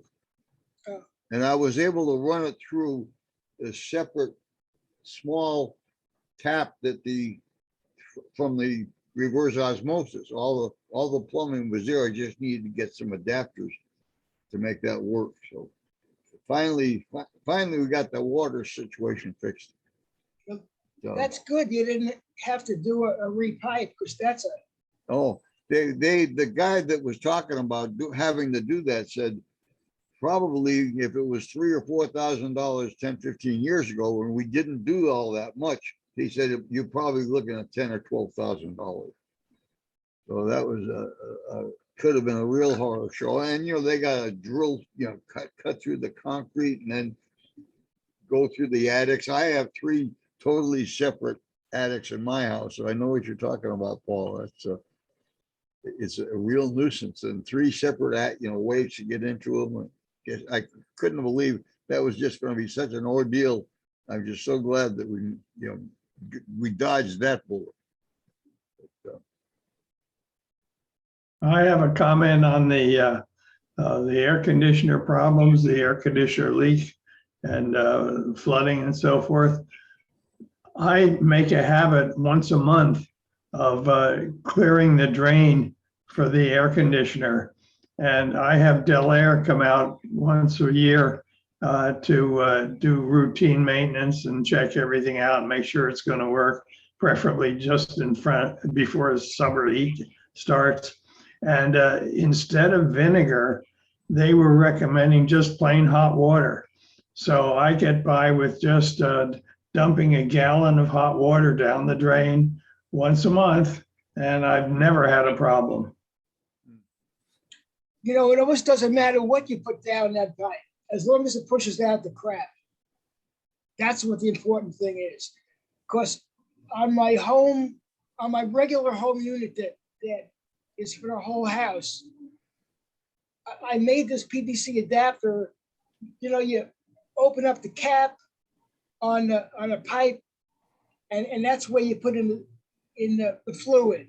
So I made this PVC adapter that just pushes right on the pipe with a hose connection, and I just screw it on my garden hose and turn it on, and I just blow it right out.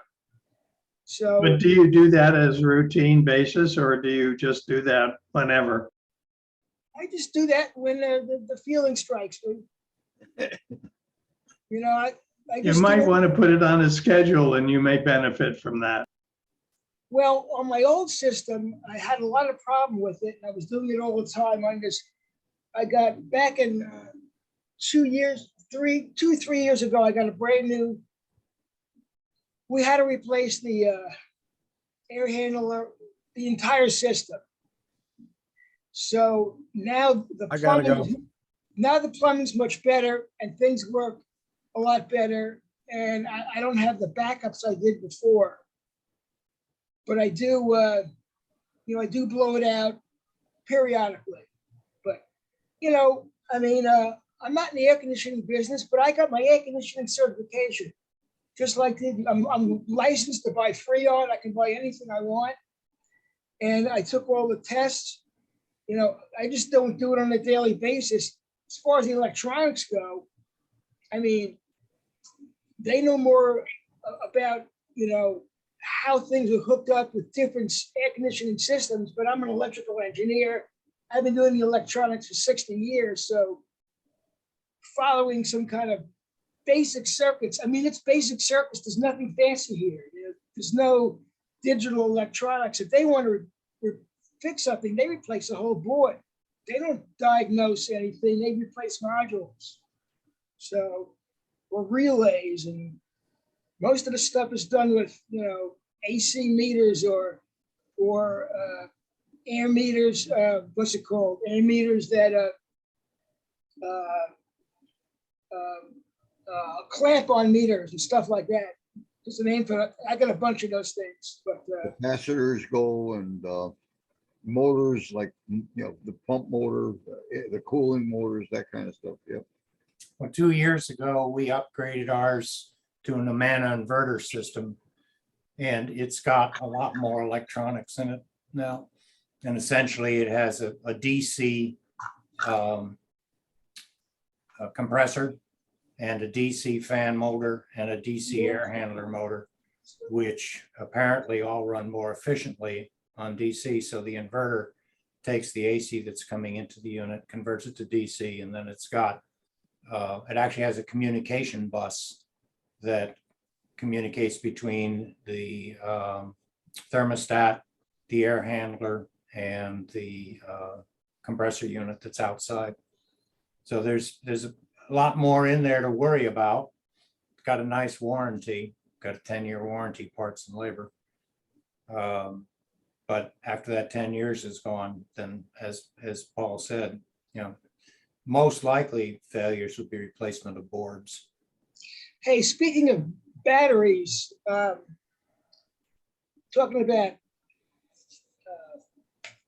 you know, we talked about Costco batteries before, and on my Silverado, the battery is just over 3 years old by just a couple months. I knew last year the battery was tired. I don't get to drive the Silverado a lot, just a couple times a year. I did drive it today over to the metal store. And, but last night I said, you know, I better go out and start this thing up. And I really hadn't driven it in quite a while. And I went out there and it wouldn't turn over. I could, the moment I turned the key and the voltmeter said like 9 volts, I said, this is not going anywhere. And I turned it, just click, click. So I got the battery charger out and I left it charged, I don't know, 2.5 hours. It was in the evening, you know. I started charging after dinner, and about 9 o'clock, I had it on high, but I just put it on low and watching the ammeter, and it's really not dropping that much. And then I looked at the voltmeter, and I was only not really where I felt I should be, but it started and it ran. And then this morning I started it just to make sure I could get out of here. And it started, you know, I could hear it turned a little slow, but it started okay. So, you know, I ran up to the Longwood area, I guess, about 18 miles, 36 miles round trip. And when I got back, the voltmeter was kind of where it should be. So it needs more exercise. I used to charge it like once a week, once every 2 weeks, just to keep the battery up. And I knew it was tired.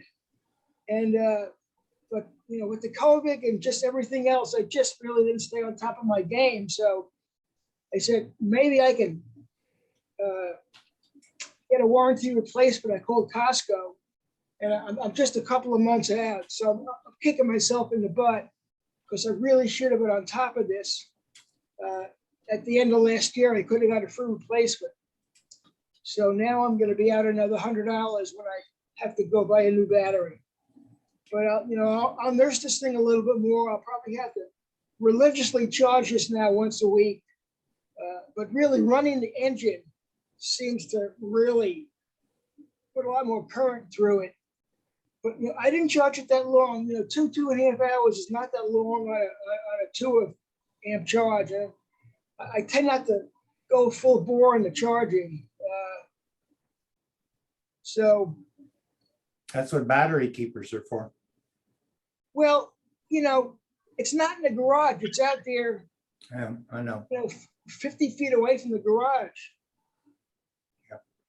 Yeah. With the other two cars. Stan, I got one more item if you've got the time, otherwise I can put it next time. Okay, All right, I'll give a very quick update on my home entertainment system. Over the months, I've talked about my Sony 75-inch TV that I had the total use of about 4 weeks, and then from November until January, and then it failed, and it took 3 months just to get a replacement. So it came in at the beginning, well, it came in on April 13th. Finally, the Geek Squad brought me a replacement.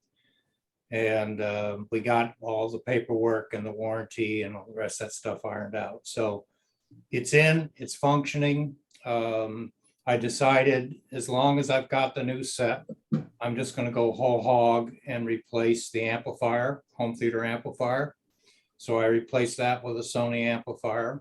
And then once I had that up and running and had this great sound feeding to my speakers that are going on 52 years old, that I bought in Japan, which I thought were just fine.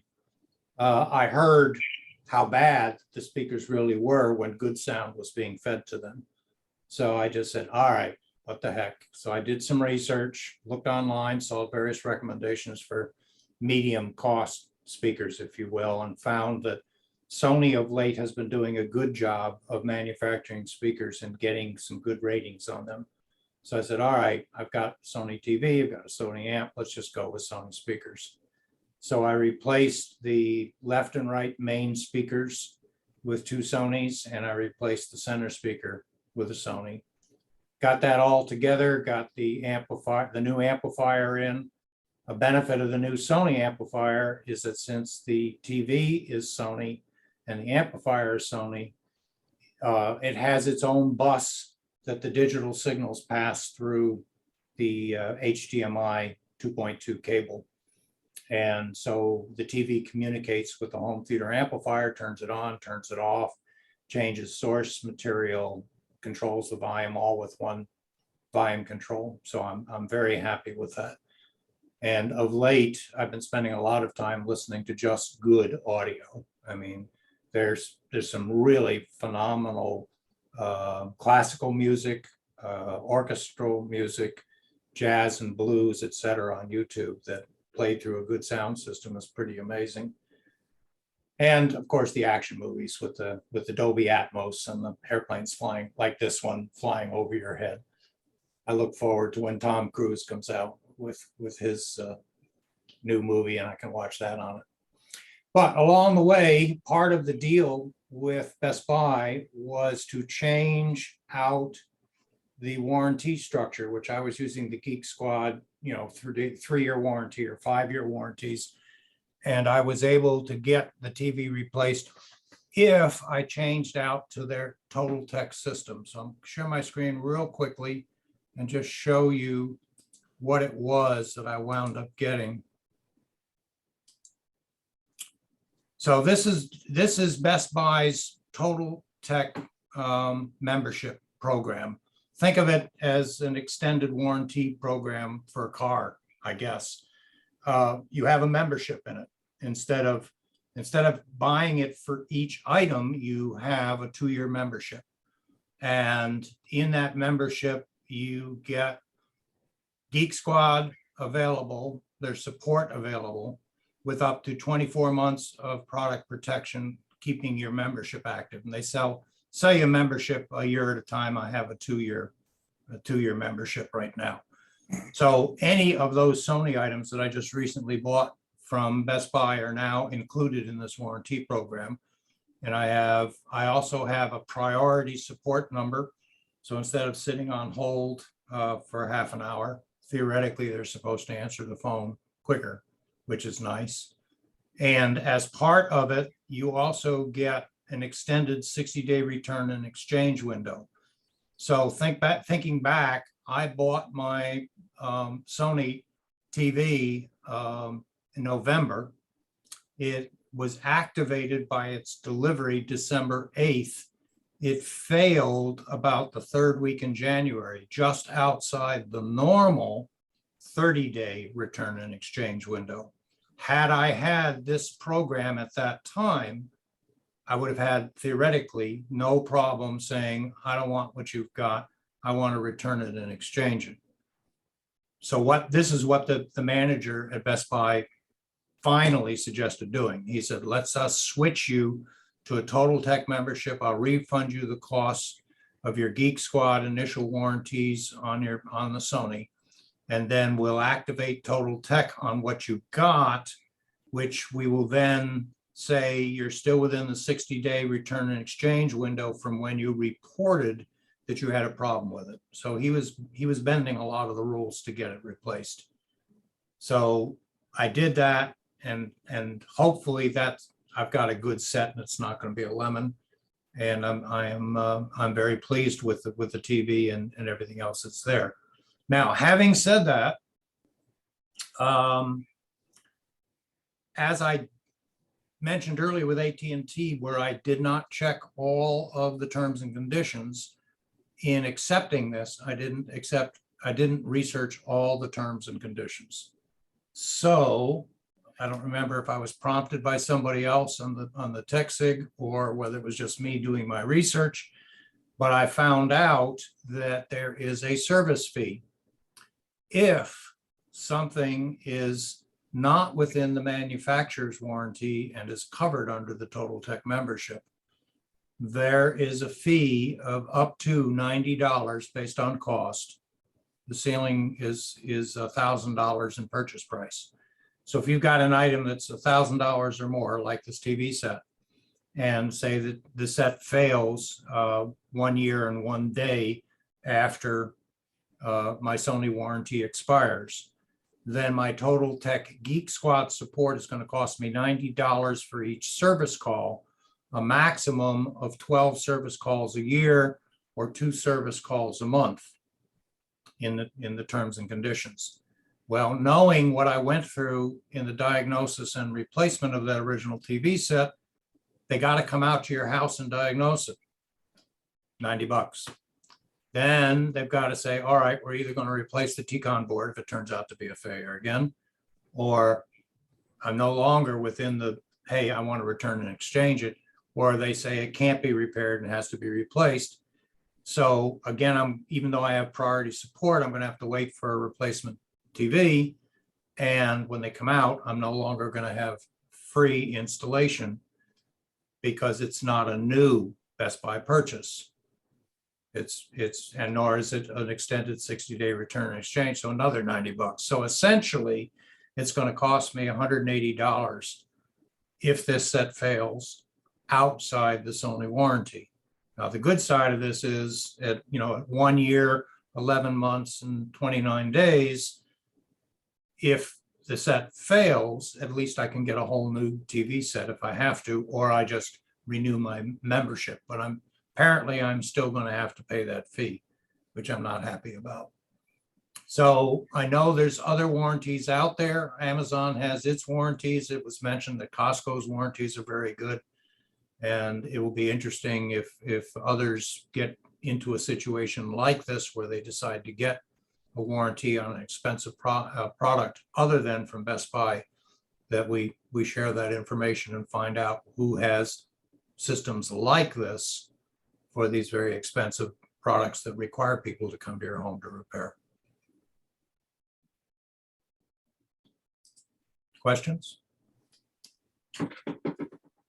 Well, just a quick comment on the battery at Costco. I was very amazed in that I took the battery in and I said, this is bad. They said, okay. They didn't look at it. They didn't test it. They just said, okay, here's your new one. And the new one has a 3-year warranty on it. It's got a sticker that says 422. The other one said 520, that kind of thing. So I thought that was really kind of remarkable. So the moral of the story is everybody should be checking, if they bought it at Costco, everybody should be checking the batteries and taking them in to swap them out, just Three before. months before the warranty ends, just take There it in. They'll give you a new one. I did that twice. I got I mean, I didn't do it to do it. I mean, I did have legitimate problems on two other cars. I had the batteries go bad. One went bad 2 weeks later. One went bad. Whatever the time frame was. This is going back about 2 years. And they gave me. I actually did the returns a week apart, and the guy looked at me like, "Hey, I remember you," and I kind of. Felt like a convict, because he thinks I'm trying to pull something, but I was totally honest. And it was just a week apart, two different cars, had two legitimate problems, but I got two batteries, but two brand new 3-year guarantees. Starting from that day, they gave me the battery. It wasn't like it was from the first day to purchase. It was from the day they gave me the battery. So that was really good. I just let this truck battery get away from me, and if I can keep it charged up, I'll be okay. I just it just doesn't get driven enough, and it's just the case. Cars should be driven. It just doesn't get driven enough. We don't do enough with it. She's not pulling any horses anymore. Sometimes she used to make larger art, and we used the truck to drop off the art or take a lot of it up to St. Augustine, where one of her galleries are. But the truck just doesn't go that many places enough anymore. So I guess I'll have to charge it more. Well, having the chart to remind yourself to pour the hot water or the vinegar, whatever, down that the slime pit for the air conditioning. It's tough keeping up with all these damn things. That's what a calendar is for. You just put the days. Yeah. in. Yep. And Google Calendar really does a great job for reminders on stuff like that, for sure. I'm using Sean, Proton you need calendar. to, you use Google Calendar? I do. And also once a month, I check my tire pressures. Yep. Good idea. Sean, I mentioned you because you almost blew off a meeting. You forgot about it until the day before, and I think John Candy reminded you of it. And I did that one time myself. I didn't. I totally forgot a TechSIG meeting at the Denny's, and it was just didn't make it. Had to cancel the meeting. I'm getting old. Yeah, that's what happens. Speaking of that, what's the situation with the Memory American? banks start failing. What's the situation with the American Legion? I'm sorry. Yes. What's the situation with the American Legion on the main meetings? Well, they're still going to be available. He did tell me that, and especially, if we have a small group, there's another room with a big TV that would hold 12 people around like a boardroom table that would work out well. But if we have 25 or 30, like we did, used to do ages ago, that wouldn't work. So we'll have to. I don't know. I'm trying to figure out how to edge into it, and before we set up another hybrid meeting, I want to make sure that we're going to have enough people to warrant it. And I was going to have a poll tonight, but we don't have enough people to ask whether, if we were to do a live TechSIG meeting that's at either the American Legion or the Denny's on Lee Road, does still have a back room that would hold about 12, 14 people, I think. How many of you would come to that if we were to have a live meeting? I would come. But where is it? Sorry? Where is it? Lee Road is where the Denny's is, the corner of Lee Road and I-4. And the American Legion is on off 1792, right near the Lowe's in Castleberry. So just below 436. I like these online meetings. They're just so convenient. I feel the same way, but we'll see what they, there's still a pretty good sized membership. It's just getting membership participation. So You could send out a poll just to the CFCS group. Yeah, yeah, They do a, use do a survey. monkey, survey monkey. Yeah, Survey Monkey, right?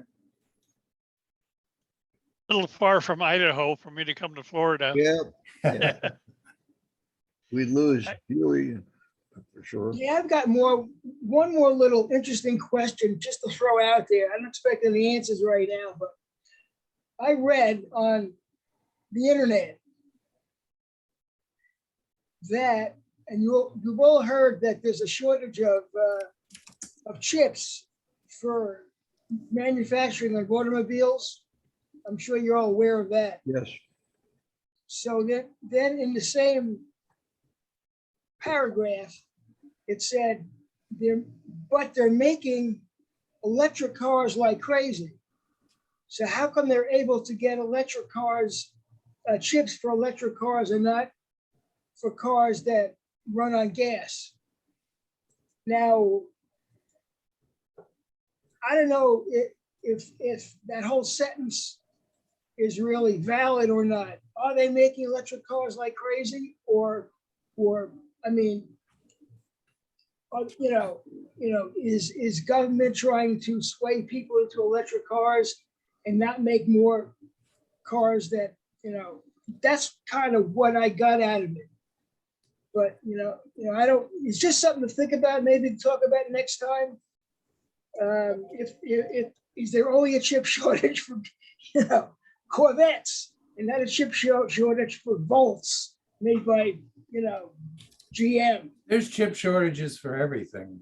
Well, that's- Intel is building a whole new mega factory, I think in Ohio, if I'm not mistaken. Middle portion of the country, wherever it is. And it's a depressed area. And I've seen reports on the news from the mayors and from the state representatives and so on, talking about what a massive stimulus this is going to be, for jobs and for development and you name it. But especially for Intel, because literally they're going to build chips from the bottom up. Everything is going to be done there, other than the raw materials, which they're going to have to bring in. That would be great to bring that effort back into the US. Yeah. Of course, it won't be as cheap as Taiwan or Korea. Maybe they can. No, but if you can't get it from Taiwan or Korea because of the shortages. Can anybody hear me? Yes. yes, I know a lot about that because I'm an investor and I looked at Intel. Intel, they're giving them 1,000 acres to build the plant there. And they built it there close to Columbus, Ohio, because it's close to the 5 universities that put out the most engineers, for one thing. Another thing, they're building a plant out west somewhere. I forget where it is now, but they're gonna, the products that they build the chips out of, they're gonna mine it and get the chips and sell them to other chip companies too. Now, at one time, we produced 80% of the chips. Right now, we only produce 7% of the chips. And I'm glad to see that because he's trying to get it in the double digits. I mean, that's what Intel's trying to do right now. And the only reason I know about it is because we studied about it in our investment class. And that 1,000 acres they got another backup 1,000 acres if they need it, because they got 3 or 4 other companies that use a lot of chips and all the automated stuff that they're building now. And they're going to build factories there also. So hopefully the chip making thing comes back to the United States again. And like I said, there's 2 big chip companies being built in Texas right now too. So Intel has got the place where they're going to mine all the material to make the chips out of and make the things that the chip companies purchase also. So they're doing an extra business there, and everything will be more likely to come out of the United States if anybody was interested. And I just happen to know that because of the research we've done on them. It's badly needed. And you have to think about all the electric cars. General Motors says by 2030, I think, or 2032 or something in that range, they won't be making any more gas vehicles of any sort.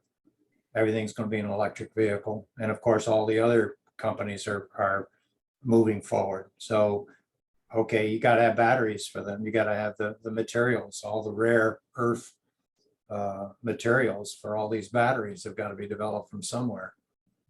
They have to move 5,000 pounds of dirt to get enough material to build one battery. So we actually had the material here in the United States, but we just haven't gotten to the point where we're willing to do that mining, and we can do that. But there's a lot of new research on batteries, and hopefully we won't have to make the batteries. The batteries we've got are not really what we need for cars or anything else, because they don't have enough longevity, and it takes so much effort to build them all. I mean, in a car, some of the cars that go 300 miles, the battery's $20,000. So once they go bad, what do you do for new batteries? All those cars. Another thing is we don't generate, a lot of cities don't generate enough electricity. They can't hardly get enough electricity for the people who are living there. So we need some generating plants, but no one seems to be, no one wants to build new generating plants because of the green people don't want no new generating plants. So they got all these electric cars, but they still take some kind of fuel to operate them and have them generate electricity. Duke Energy has been sending out both by mail and by email. And if you go to their website, they have invested in solar farms, and they are now promoting individuals who can sign up, and it's you have to apply and go onto a waiting list for your share in the production of that electricity. So I'm not quite sure, I can't do it because I have solar on my roof, but somehow it is set up so that a homeowner can participate in this new solar farm that Duke is doing and get a credit if they agree to use the energy from that, because it's produced by the sun. And there, in turn, there's some small fee for them to do that. But the cost per kilowatt hour of the electricity that they actually use on a regular basis goes down because the source is from these solar farms. And think about all the wide open spaces that are here in Florida. We have population centers, and they're very, close together, but we've also got a lot of land that's just out there. And they can Try build. Nebraska or Idaho Yeah, or Wyoming, yeah. trying to have fuel recharging stations in those states. It's not going to happen. Well, it will though, if they build these solar farms and have the electricity come from them. That's the key. Now, I know something about that too, because I work for that company, and they've got some really big farms around here where they've got acres and acres of nothing but solar panels. Also, 15 years ago, they had a program that Florida Power put on, and they would pay you $20,000 to put in your solar system. And the federal government paid you another $20,000 to put it in. And I put 10 kilowatts on my house at that time, 15 years ago. So actually I got $40,000 back, and it cost me about 55. But at the time, I not only got all new solar, but 18 SEER air conditioning and the new energy efficient pumps for the swimming pool and everything else. So it took me about 3 or 4 years to break even, which was pretty good, because I ran a pool pump, a 3 horsepower pool pump 8 hours a day. And I run a 2,800 square foot shop and a 3,000 square foot house. And last month, my electric bill was $90-some, but that included taxes and $10 for, I pay them another $10 for having to deal in my house if lightning hits. So this paid off for me, but I started late. I followed your example, Tom. I started late. At least I have those panels on my roof now. Yeah, that was a good deal when they had it because Florida had a system too, but man, it took you months and years to get your money. But on this deal, the utility company, within 60 days after I had it installed, I got my $20,000 back, and I got the tax credits over a long period of time, but I used up all my tax credits too. So I got the whole $40,000 back, but it was a good deal when you have it. I guess you got to watch for it. One of the things that, well, the day we applied for it, so many people applied for it that the networks went down. And so they had to make another day. And when they did come up, I had all my stuff all out. You have to have your engineering done, and there was a whole bunch of things you had to have done.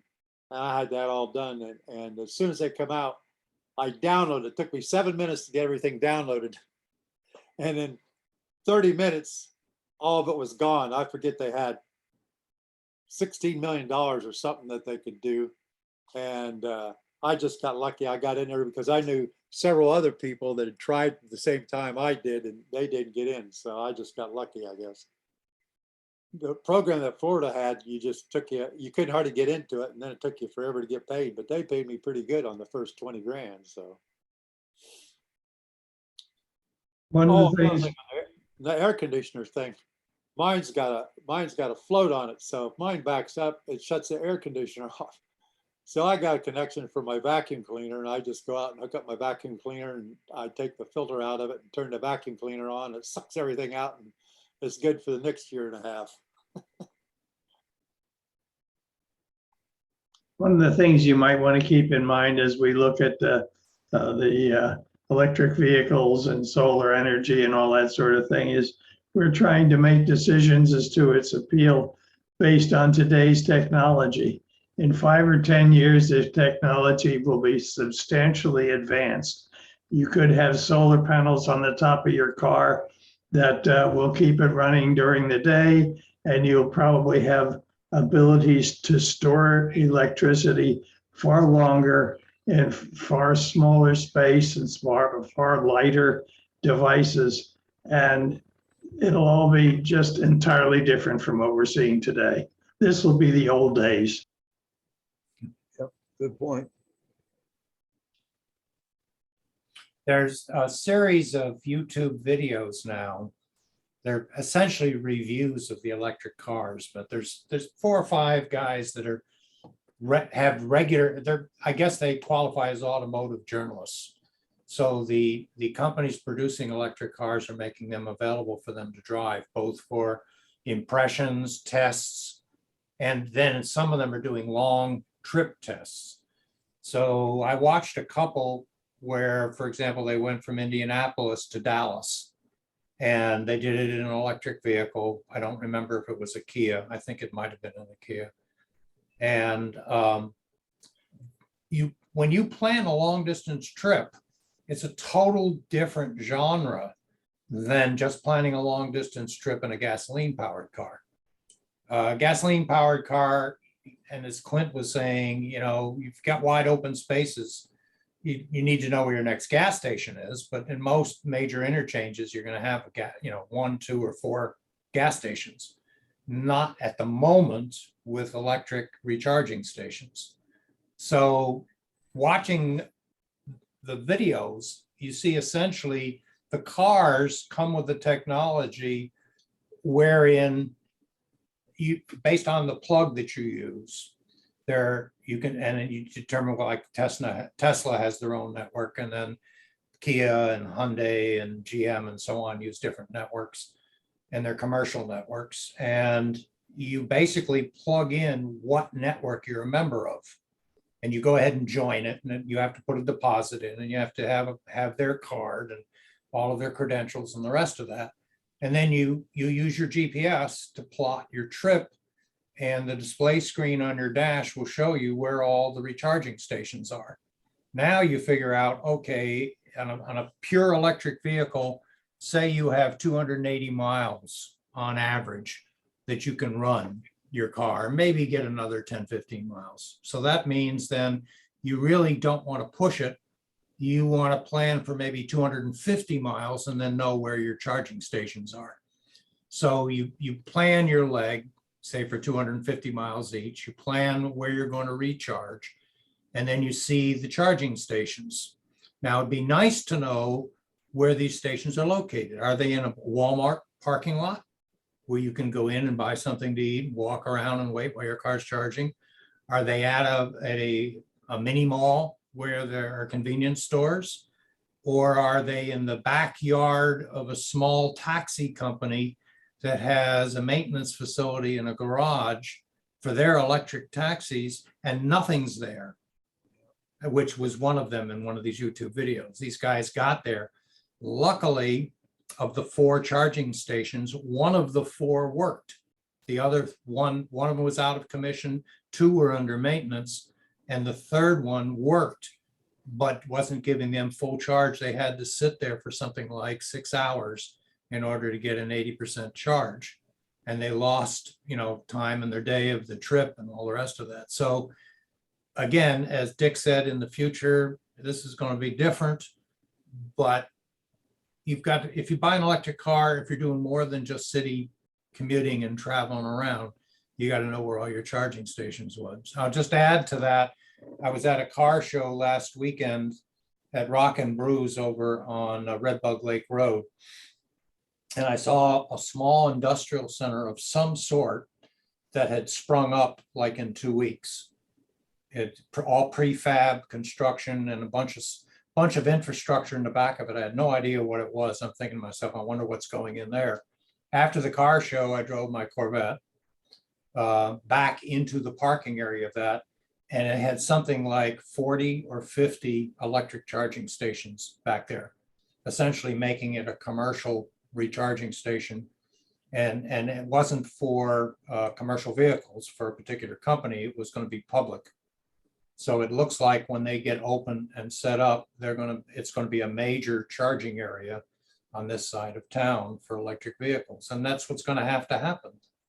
Because when the manufacturers are putting out 80% of their cars electric, or even 100% of their cars electric, and the used cars are no longer available, and maybe gas stations start closing because the prices are high and demand has gone down, there's going to be a hell of a demand for electric charging. Another little point, the new Ford pickups that just come out, they did something I thought they should have done a long while ago, which is really neat. Is their charging system that hooks up to your house, it'll reverse engineer it. So if your car's charged up and the electric goes out, you can run your house off the batteries in the Ford pickup truck.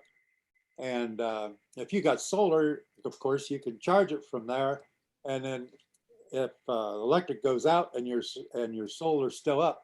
The trouble is with the systems we have now, like my solar, and I've been looking at batteries and I've been doing a lot of research on batteries because they've been getting cheaper, and they're on the verge, 2 or 3 companies are on the verge of having batteries that'll go 900 miles now on a vehicle. But the big thing is having the batteries in your house. If you had a car that you could hook up to your electrical system, these are huge batteries and they would run your house for quite some time if your house was well insulated and had efficient electrical appliances in it. Just don't leave the door cracked so that the interior light is on and it drains your battery overnight. I think about these tractor trailer drivers. They Yeah. need an enormous amount of power to run and then they're gonna hang around while they're charging up. Well, you see these truck these guys- stops, these these truck guys stops, want they're required to take breaks. You go into a modern truck stop these days where the guys are getting their diesel, and they got showers and they got restaurants, and they got little rooms where the guys can go in and sleep. So yeah, I mean, Musk has already got an 18-wheeler, ready to go. He's already built a prototype and plans on, and now we're talking self-driving trucks. Okay. So the driver's going to basically get in the thing, start it up, take it to wherever it has to go to hook on the trailer, get it to the interstate, press a button, get out, and the truck's going to go off on its own. And his Uber is going to come pick him up and take him back to get the next one for it. A Another lot of thing, the interstate traffic's going to be all, automated with nobody in the cab. another thing they forget about, 40% of all our electricity comes from coal yet. Yeah. And they won't let us build any new plants. So what are we going to run all these electric cars on if we don't build some new plants? And there is a lot of stuff in the works on building new plants, but there seems like everybody wants to stretch it out where it takes you 10 years to build a plant. So I don't see how all this is going to happen if we don't get some way to generate more electricity. I just saw this show this past week or so on nuclear power plants. And they said when 3 Mile Island happened, it really slowed down the whole business. I'll try to remember as much as I can. And it just really put a big hamper on it, and they really stopped going forward with making nuclear plants. But it looks like now they're trying to get back to doing that. And if it wasn't for the accident, we might have more nuclear plants now. There's some stuff that they're using them. In Europe, they've just started using them where the plants can be built in a factory and hauled out on a truck and set up, and there's enough electricity to run, say, 1,000 houses. They're a lot smaller, but there'd be lots more of them, and you wouldn't have to transfer your electric as far, and the chances of them having a big accident is considerably less. Well, the technology's there. It's on our submarines and our aircraft carriers. Oh yeah, you can run, the new submarines will run almost forever on the first. The older ones had to be every so many years redone, but the new ones will run almost forever. Well, I think Dick's comment that in 5 or 10 years, this will be the old days, and they'll be continually developing new stuff, and interesting to watch. So what Mike is saying is when I go out and buy a new Corvette, I'm going to have a sound system put in to hear it, right? Well, hey, my Kia right now, when I go into reverse, it has a noise generator. Not the beep, beep, beep, beep. I have that too, but it has a noise generator that makes it sound like there's some kind of a motor in there running so that people can hear it coming. Can you make it sound like a big rig? Not like a big rig. But the new Corvette actually has, the C8 Corvette actually has a sound augmenter as a module, because with the stock muffler system that's in there, it's too quiet for most Corvette owners. When you go into the sport mode, the sound augmenter actually generates sounds. And they just announced that there's a new hybrid Corvette coming out after the latest sport model, the Z06, and it's going to be a hybrid Corvette with an electric motor on the front wheels and the gas engine, in the middle for the rear wheels, and they're expecting that there'll be an all-electric Corvette in another 5 or 6 years. I understand that the Harley Davidson people have a similar problem. They have to make the noise for their electric motorcycles. Now, Sean and I watched a series on Apple TV. What's his name? Who plays Obi-Wan Kenobi? The actor. McGregor, Ewan McGregor. Ewan McGregor, right. They journeyed from the tip of South America to Los Angeles on 2 Harley Davidson electric motorcycles. Very, very interesting series to watch. Okay, well, I think I've spent enough of the evening. I'm afraid I'm going to have to bail out on you folks. So thank you very much for all the good information. I enjoyed it thoroughly. Bye now. Okay, and I'm going to stop recording, Stan. Okay. I think it's time for all of us, unless somebody else has something really urgent they think needs to be brought up.